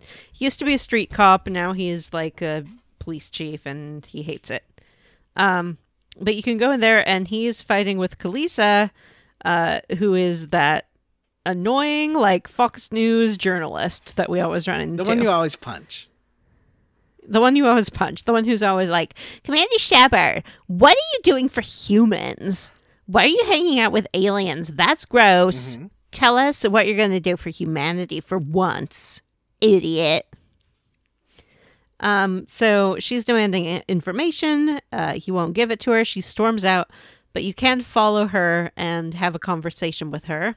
I used my Paragon power during our conversation because she launched him with her typical bullshit of like, is it true that you were on Earth and you left all those people to die and it's all your fault that Earth is like dying now? And I reached out and I gave her a pat on the arm and I was like, hey, I'm scared too. It's gonna be okay. And she's like, I'm scared too. And then we decide to be bestie friends, and she is recruited as a war asset, which we kind of haven't mentioned. Oh, yeah. As we're talking to these people and gathering friends and pals, we keep getting a message of like, oh, this person could be an asset in your war. Now, before Mass Effect 3 got released, I had this I was like, wait a minute. And I wrote this in a letter to the podcast Rebel FM back in, this must have been the end of 2011. And I wrote in and I said, what if all the choices you make just come down to like a numerical score of save the galaxy / don't save the galaxy from the previous two Mass Effect games? And it's just, your choices actually don't amount to anything more than numbers on a tally chart. And they're like, nah, it's not going to be like that. You're worrying too much. It was exactly that. I was 100% right. That's what the war assets are. They're numbers for a score. You get a galaxy map, and you get points for every good thing you did, and usually no points or like negative stuff for bad things you did. Yeah. Which, fine, but you don't have to show us that. You know? Like, it feels a little bit like seeing the engine instead of seeing the nice shiny hood of the car. Like, a lot of games rely on mathematics or dice rolls to determine particular outcomes. Well, we don't need to know that it was, we got things. 500 good points for saving the Rachni Queen. Exactly. Instead, we'd rather see like a cool cutscene where the Rachni Queen is like taking down a Reaper. Right, which is a lot of what they did in Mass Effect 2, because your various ship upgrades would come into things like, oh, we're being attacked, let's hope this holds. You know, it would be super cool to be flying in and be like, oh no, We're all alone. Wait, here comes this army. Here comes that. Here's these people who saw Khaleesi's report and decided that humans are cool after all. But we need to get 50,000 space points, or else we'll lose the war. Yeah. So you get a few space points for being nice to Khaleesi, or I think, Jim, did you have an encounter with her? Which one's Khaleesi? She's the, like, reporter with the Fox News camera who Where do you always kind of see her at? outside the embassies. I don't think I ran into her. So I did have a renegade prompt that I ignored, but I assumed that that would lead to punching her in the face again. Now, the one thing. So anyway, this game's pretty good. You'll usually get Galactus readiness space points if you either do the very Paragon thing or the very Renegade points. It won't give you for not doing either. I think that's where you really lose out, is if you kind of just go, whatever. If you're kind of passive and don't really engage with the plot and things like that, Don't pull those triggers. things won't happen for you. Yeah. Gotta pull them triggers. And so we're back on the Normandy. Yay! The Norman. Hooray! 3. I like the Normandy. The Norman 3. This is the Normandy that Cerberus provided us in Mass Effect 2, but it's been retrofitted by the Alliance. They removed all that Cerberus tech and installed fancy new quantum entanglement communicators, according to First Officer Trainer or whatever her name is. Yes, but before we meet her, we have a dream. This is one of, I think you do this 3 or 4 times in the game, where you're like slow motion chasing the boy that died in the intro through the woods. And you reach him, and then he runs away again, and then you have to chase him again. And then when you catch up to him, he hilariously bursts into flames. Yay! Yay! And Shepard just stands there staring in horror. So you have the dream, and then you wake up, and Liara comes to find you, and she's like, "You look terrible." You're like, you don't look so good yourself. I'm just thinking about everyone on Earth that we're losing. And Liara's like, "That's a terrible burden, Shepard." And then you're having this moment, and then this bumbling communications officer shows up. This is where you meet Trainer. Yeah. Wait, what about Kelly? Kelly was Cerberus. She's not going to be allowed on an Alliance ship. What? Cerberus are terrorists, Johnny. Yeah. So can I just call her Kelly, or do I have to go with Samantha Trainer? Her name's Samantha Trainer, and you have to call her Samantha Trainer every time. And she's super hot for Edie. Wait. Oh, yeah, Edie? she is. Yeah. You're talking to her, and she's like, she thinks that Edie was just like almost like a feedback prompt on the ship. She thinks Edie's an Alexa. Yeah, and then Shepard explains that Edie's actually an AI, and she's like, "Oh, I apologize for telling you, or for saying so many times that your voice was really attractive." Yeah. She's probably been like having, like, when she goes to bunk down for the night, she's like, Edie, can you look up some very long Wikipedia article for me and read it? Yeah. Maybe make a lot of mouth noises as you do it. A lot of Yeah. Wet your lips first. I do not have lips. Yet. We also, so we can wander around, see our brand new ship. There's lots of ship models stashed around the ship, which I guess were just like Shepards from Mass Effect 2. Yeah, you could have bought them around at different stores in Mass Effect 2. And I did. Of course. And there is Mass Effect's first gay love interest male gay. Yeah, Steve Cortez. Yeah, he's down in... Oh, speaking of which, there's not just Steve Cortez, but there's also... Was it the Mako? Yeah. The least popular part of Mass Effect 1 is back. You can It's back, baby. drive a The little Mako. shuttle. Yep. Steve Cortez's job is to be your shuttle pilot, and he's also a mechanic, and he's also your requisitions officer. I did not know until someone watching my stream told me last night, but Cortez is romanceable? Yeah. He's the first... What a boring character to romance! Oh my gosh! Well, who else were you going to romance? Anderson? I can't romance James, the freaking beef monster who's a squad mate, but I can romance Steve. I do think James would have been a better gay romance, just like a dumb himbo. Like, oh, Totally. Yeah. you want to help me lift, bro? Your hands feel so good on my massive traps. Spot me. Well, when you get down there, James is kind of flirting with Steve Cortez. Yes. Because James Well, I hangs think out in the... James likes the blue collar folks. He doesn't mess with those diplomats or officers. Yeah. Where were we? Oh, that's right. We were talking about Steve Cortez. Steve Cortez lives in the shuttle bay with James. James has a little setup there where he's just like doing pull-ups all the time, I guess. Wait, is it the Grizzly? It's not called the Mako this time. I think it's called the Grizzly. Yeah, And- it's not quite a Mako. It can fly. There's a fun joke where Cortez says, "Oh yeah, I always knew you were a fan of the Bears," when James is going on about how awesome the Grizzly is. Oh, gay jokes. Well, Yeah.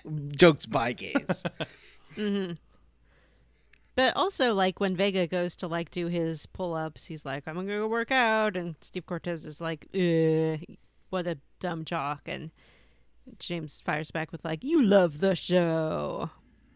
So I like that the future depicts a straight character flirting, friendly way with a gay character, because... I do as someone who, I've definitely experienced that with straight guys who still like jokingly flirting with me. Sometimes it can be a little confusing if I have a big crush on them, but normally it's fine. Like plenty of straight guys now are totally comfortable with that. Yeah, and I think that's cool. Because gay panic is the stupidest thing on Earth, and there's a lot of stupid things on Earth. So that's about all I have to say about the ship for now. I guess we can get more into it later. Anyone have something else they want to say about the Normandy 3? I don't remember it at all. That part of the game, Okay. other than I remember Steve Cortez and I remember Samantha Trainer just really throwing herself at me. And I remember James. Because Samantha Trainer, also romanceable. Oh, is she? Yeah. That makes sense. All right, so we're off to Palaven, the moon. The moon. Yay! Except it's the Turian moon. So let's talk about the loadouts a little bit, because one or two people on my stream last night didn't understand the weight restriction part of it. So if and I you're think like it's a maybe- biotic, you should I think it's maybe dependent on the class that you pick. But like the lighter your equipment load is, meaning the fewer weapons that you have equipped, the faster your biotic abilities will recharge. Yes. Oh, is that and if you're true? only carrying, so I only carry like 2 weapons, a pistol and a submachine gun. It adds like plus 125% to my biotic recharge abilities, so I can like do my biotics over and over again and still shoot people with the submachine gun, which is pretty cool. That's where I was at the end of Mass Effect 2. I was just like, when those swarms of husks come at you, I was just like, throw. On the moon, there's not actually that much to do. I would say that this is, Pretty again, linear. a pretty small area. It's going from like one little forward operating base to another. Mm-hmm. The the Turian homeworld is under attack by the Geth and the Reapers. Or just the Reapers. I guess the Geth aren't with the Reapers anymore. No, it's the Reapers and all their Their husks, yep. Yeah. So we land, we get sort of a cool view of the Reapers going after the main planet. Yeah, the Reapers in the background of this area look really cool. Mm-hmm. They do a really good job of showing the scale of everything that's going on, I think. And then we sort of make our way to their little base. We meet General Corinthius, and he's like, "Oh, you're here for the Primarch Fedorian? That's cool. He's super dead. Yep. Sorry." Yeah, well, that's probably for the best because Primarch Fedora was like, "Milady," and he was like, "I don't think that. I think women should go back to their traditional roles." Yeah. Get it? So I guess we're glad he's Fedora. dead. Yeah.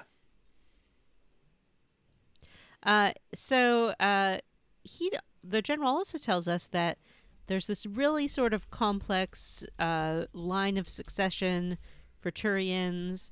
He doesn't know who's still alive, so he's not sure who the new Primarch is. We need to go repair a communication tower in order to find out.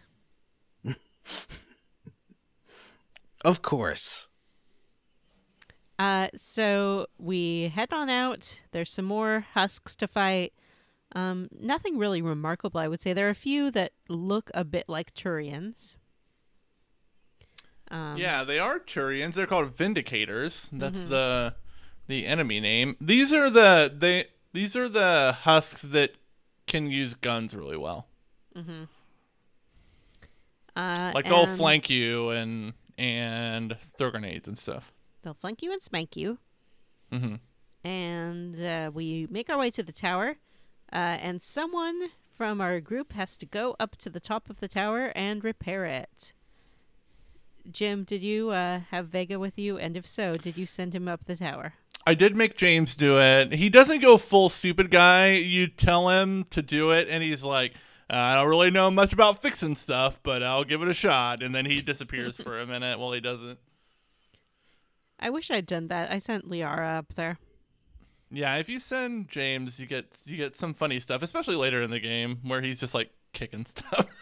I wonder if it takes him longer to do it, because Liara, I think, fixed it really That's a quickly. good question. Yeah. I guess Probably not. Ashley or Kaiden would have fixed it quicker too, right? You can't have Ashley or Kaiden. Oh, that's in right, this- 'cause they're in beat this up. part. Never You don't mind. get it back till later. Yeah. Yeah. Yeah, that's correct. I guess we didn't really talk about the hospital visiting Ashley and Yeah, how'd it Kaiden. go?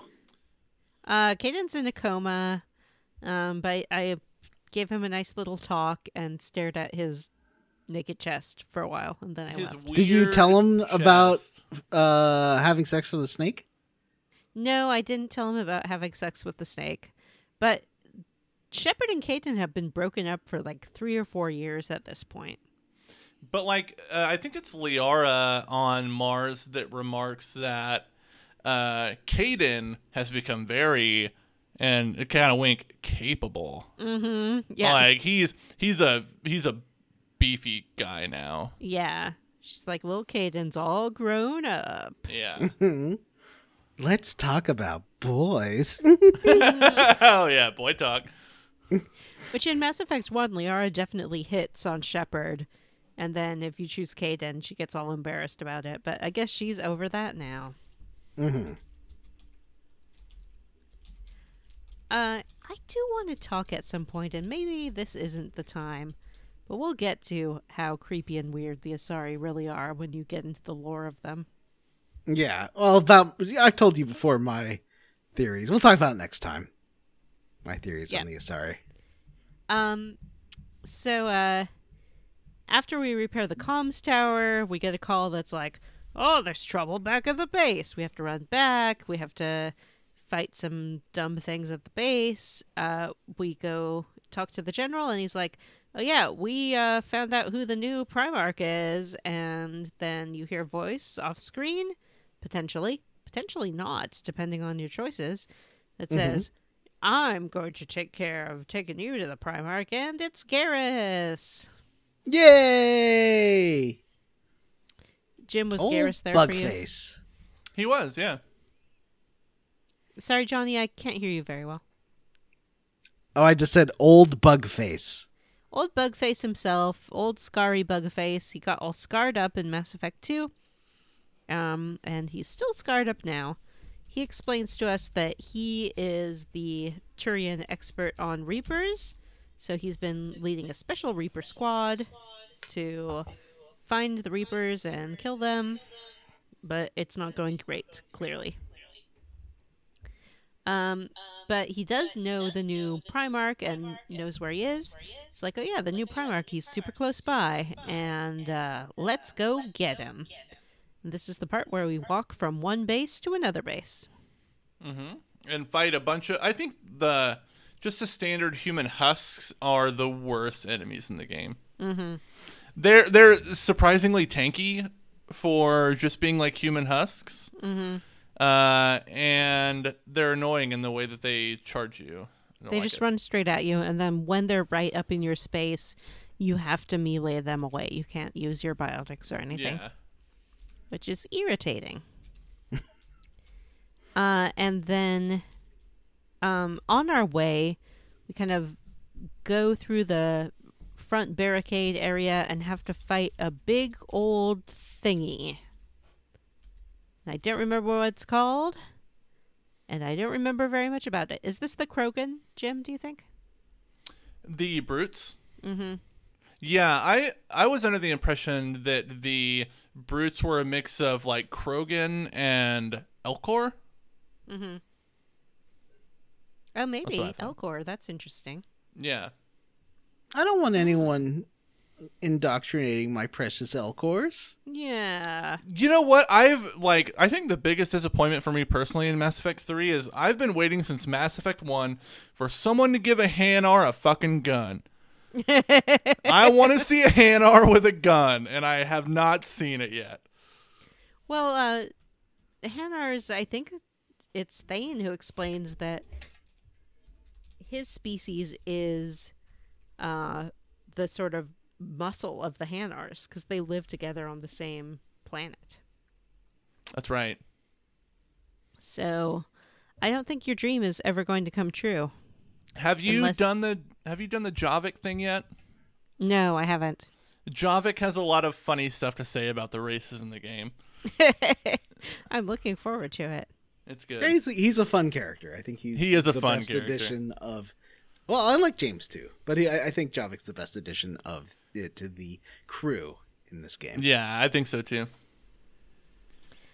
So we head over to the other base. It's being overrun naturally, and this is just like a boss, not even a boss wave, just an enemy wave fight. Yeah.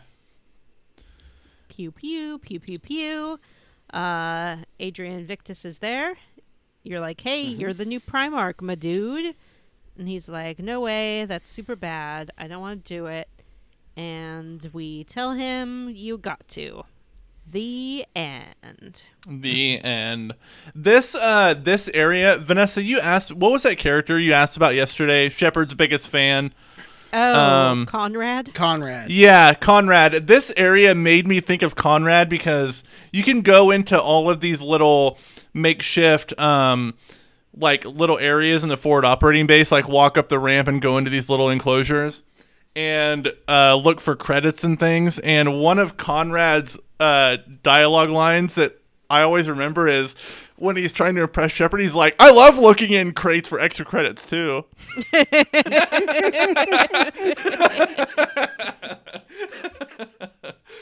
Conrad's the best. I didn't finish his Conrad quest in Mass Effect 1, and he didn't show up in Mass Effect 2 for me, so I'm not sure if I'm going to see Conrad in Mass Effect 3 or not. I feel like you have to do him in the stuff with 1 and 2 to get him in 3, but I could be wrong. Probably. So I think, why don't we stop here for tonight? Yeah. We have the new Primarch. He tells us that he is going to happily support us in his little war council. However, there's a twist.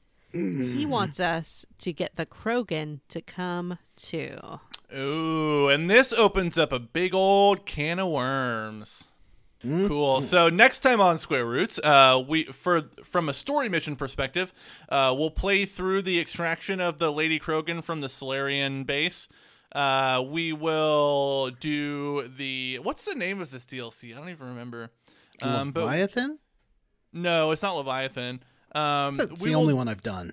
Okay. Well, in Mass Effect Legendary Edition, it's not addressed as DLC, but we will do the Javik recruitment quests and any planetary exploration you feel like you want to do. So scanning for war assets in the galaxy. Do we have any bullshit mini games in this chunker, John? I don't think so. I didn't do any, but I didn't get to play the entire chunker. Is there a hacking minigame in this one? No. Oh. No, they really took a lot of that away.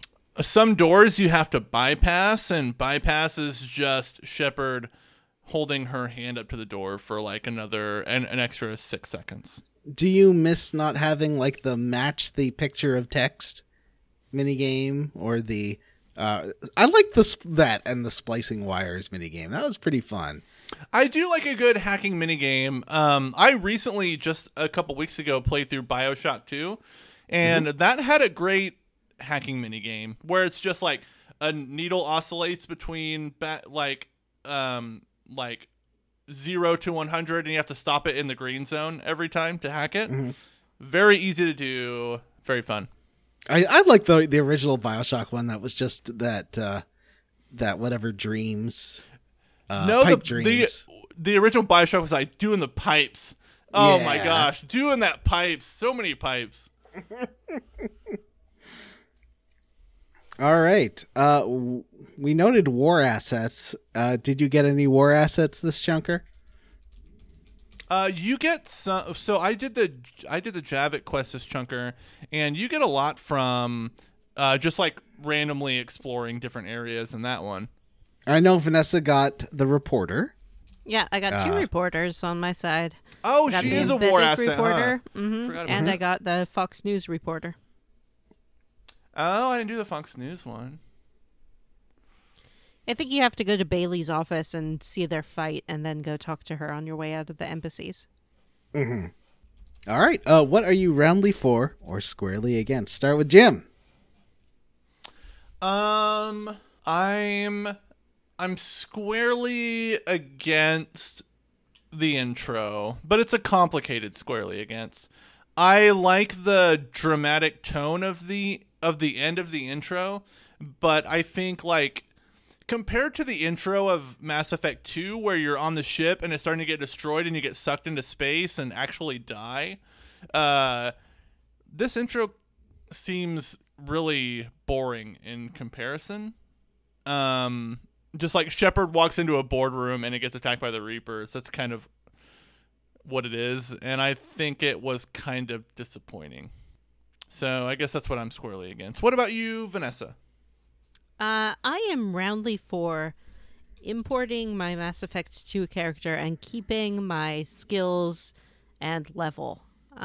So often in these sequel games, it starts out with some excuse as to why your character is no longer as strong as they were in the previous game. And I love just jumping in there with my strong Shepard and being like, yep, she can still do all the things she could do before. There's no like artifact that powered her down. She didn't die in space and get rebuilt. She's just ready to go. I like it. Johnny, what are you roundly for or squarely against? I'm squarely against the narrative framing device of the boy and coming back in the dreams, and I don't know why. I don't know why I hated it so much. It just seems so corny. I think it's corny too, and I think like it would have been better if they would have gone a little bit more like horror adjacent with it, where like Shepard was seeing all these millions of people die. It didn't have a lot of dramatic weight to it, and didn't really speak to the scale of what was happening on Earth. Like it's just a little boring white boy. Mm-hmm. Yeah, it's supposed to be your surrogate to, sort of bring home the scale of things. But, can we talk for one moment about, Johnny, have you watched the most recent Last of Us yet? I haven't. Oh. I'm going to talk about it anyway because it's not fine. a big deal. Yeah. In the cold open, there's this actress named Christine Hawkim who gives this performance that so, like, conveys the weight of this global pandemic and disaster so wonderfully, and just by like her performance and not screaming or yelling or anything like that, it's just like really, really well done. So like you understand what she's thinking without her saying it. Right. Yeah. The best kind of acting. So good. I saw that once in this play I saw with Ian McDiarmid in it, who plays Emperor Palpatine. Oh, Chief cool. himself. Chief. Yeah. Yep. And it's an interesting structured play. It's in 3 scenes, basically, and there are 3 actors in him. I'm sorry, in it, Whoa. not in him. Although he might not be opposed. Wink. And they basically do a monologue. So I think it was, who else was in it? Cherry Jones and Ralph Fiennes, maybe? So it's like Ralph Fiennes does it, Cherry Jones does a monologue, Ian McDiarmid does a monologue, and then Ralph Fiennes does one more. Something like that. And Ian McDiarmid's talking about Cherry Jones's character, who is younger than him, and he kind of only knows her through Ralph Fiennes, and as he's like doing it, I'm like, oh my god, he's totally in love with this woman. And then later in the monologue, he's like, yeah, and of course I was in love with her. And it's so casual and like thrown away, but was so able to convey it just by, it's not even like really in the dialogue. It was just his performance. It was so good. I think he won a Tony for that. Oh. Sorry, tangent. What were we talking about? Squarely Against. Mm-hmm. Oh, yeah, that little boy. Yeah, that boy obnoxious little boy. Yeah, I guess my point is that it is possible to have a audience surrogate that conveys, grand scale disaster, but this little boy ain't it. Mm-hmm. All right, let's keep going. John, you have war assets, or somebody has war assets listed here. We already went through that. We already went through that. Okay. All right. Do we have any emails? It's already a pretty long episode. Let's. Yeah. Well, we do have one. It's very short. Okay. We have an email from Rick, who sent us an email that says, "Why do the characters in Mass Effect run like this?" And he has sent a GIF of Daffy Duck tippy-toeing through the woods. They do. I noticed that my female shepherd last night had like thigh gap. She's like, remember when like everyone was obsessed with thigh gap for 5 minutes? That was remember weird. that. It's true. And people would like Photoshop in thigh gaps and stuff. It was so weird because some people just don't have it, no matter how like big or small they are. Mm-hmm. So I don't have it if I put my legs really wide apart, do a power stance. And some people always have it no matter what. So deal with it. yeah. All right. Well, that's it for this episode of Square Roots. If you'd like more Squoots, we are on Patreon at patreon.com/Square Roots Podcast. We have tons of great bonus content, level up podcasts, discussions of movies, discussions of games. This month we're doing an episode on Danganronpa Trigger Happy Havoc, which is, I learned the other day, the first entry in the Danganronpa video game series. So that's fun. That'll be out later this week. If you'd like to subscribe, or actually if you'd like access to all this great bonus content, you can have it at $3 a month on our Patreon. At $5 a month, you get access to all that content, plus the ability to vote on the games that we play. In the next, week or two, we should have a poll up for the next game that we play, our first voter-decided game of 2023, so stay tuned for that. Mm-hmm. Another benefit of being a patron is every week we like to read the names of our patrons on the show, and I'm going to kick us off this week by thanking Brent, Arthur A., Carmen Liz, Trey, Aiden Marriott, William Westgard, Brian Pitt, Andy M., Jim, oh my god, did you see Ben's hat? Eric Garb, Anea Mazzini, and Tracy. Anea Mazzini was the one who won that Oscar for Frozen, right? Oh, Johnny. A name joke? Come on. Sorry. Whoever will cut this out. Jim will cut this out? I guess Jim. Yeah. You don't have to. It was pretty good. I would like to thank Eduardo Franco, Northern Loon, Hudson Roth, Sean Gonzalez, Mostly _Rational _Person, Butts on Parade, Jerry Schreffler, Zeno Gussie 2 Esquire, Oh No, Arm & Hammer, Nick Moriarty, and Kodab Games. I'd like to thank Saving Sid's Nuts, Chris Sasaki, Ron, Friend of DeSoto, Aaron O'Toole, Seth G, Angel, Dylan Rowe, Mike Klein, Miguel Torres, Sergeant Spaghetti, Hexagon, and Sean Walsh. Should we all read the fourth one together? Let's all read it together. That sounds like an editing nightmare. Let's not do that. All right, Jim, you can read the last one then. All right, I would also like to thank Matt Jorgensen, Dovahkiin's Discount Dragon Barn, Maybe Flesh Guys, Nofford, Sam Harrison, Vanessa's Gold Taco Bell PS5, Huxley Iguana, Chris Ryan, Fresh Eyes, Nick, Grey Code, Rachel, and Amanda Douglas. I like how close to the Tool Time Taylor sound that was. That's what I was going for. Mm-hmm. All right, everyone. Well, that's it for this episode of Square Roots. If you'd like to have an email read on the air, you can send an email to squarerootspodcast@gmail.com.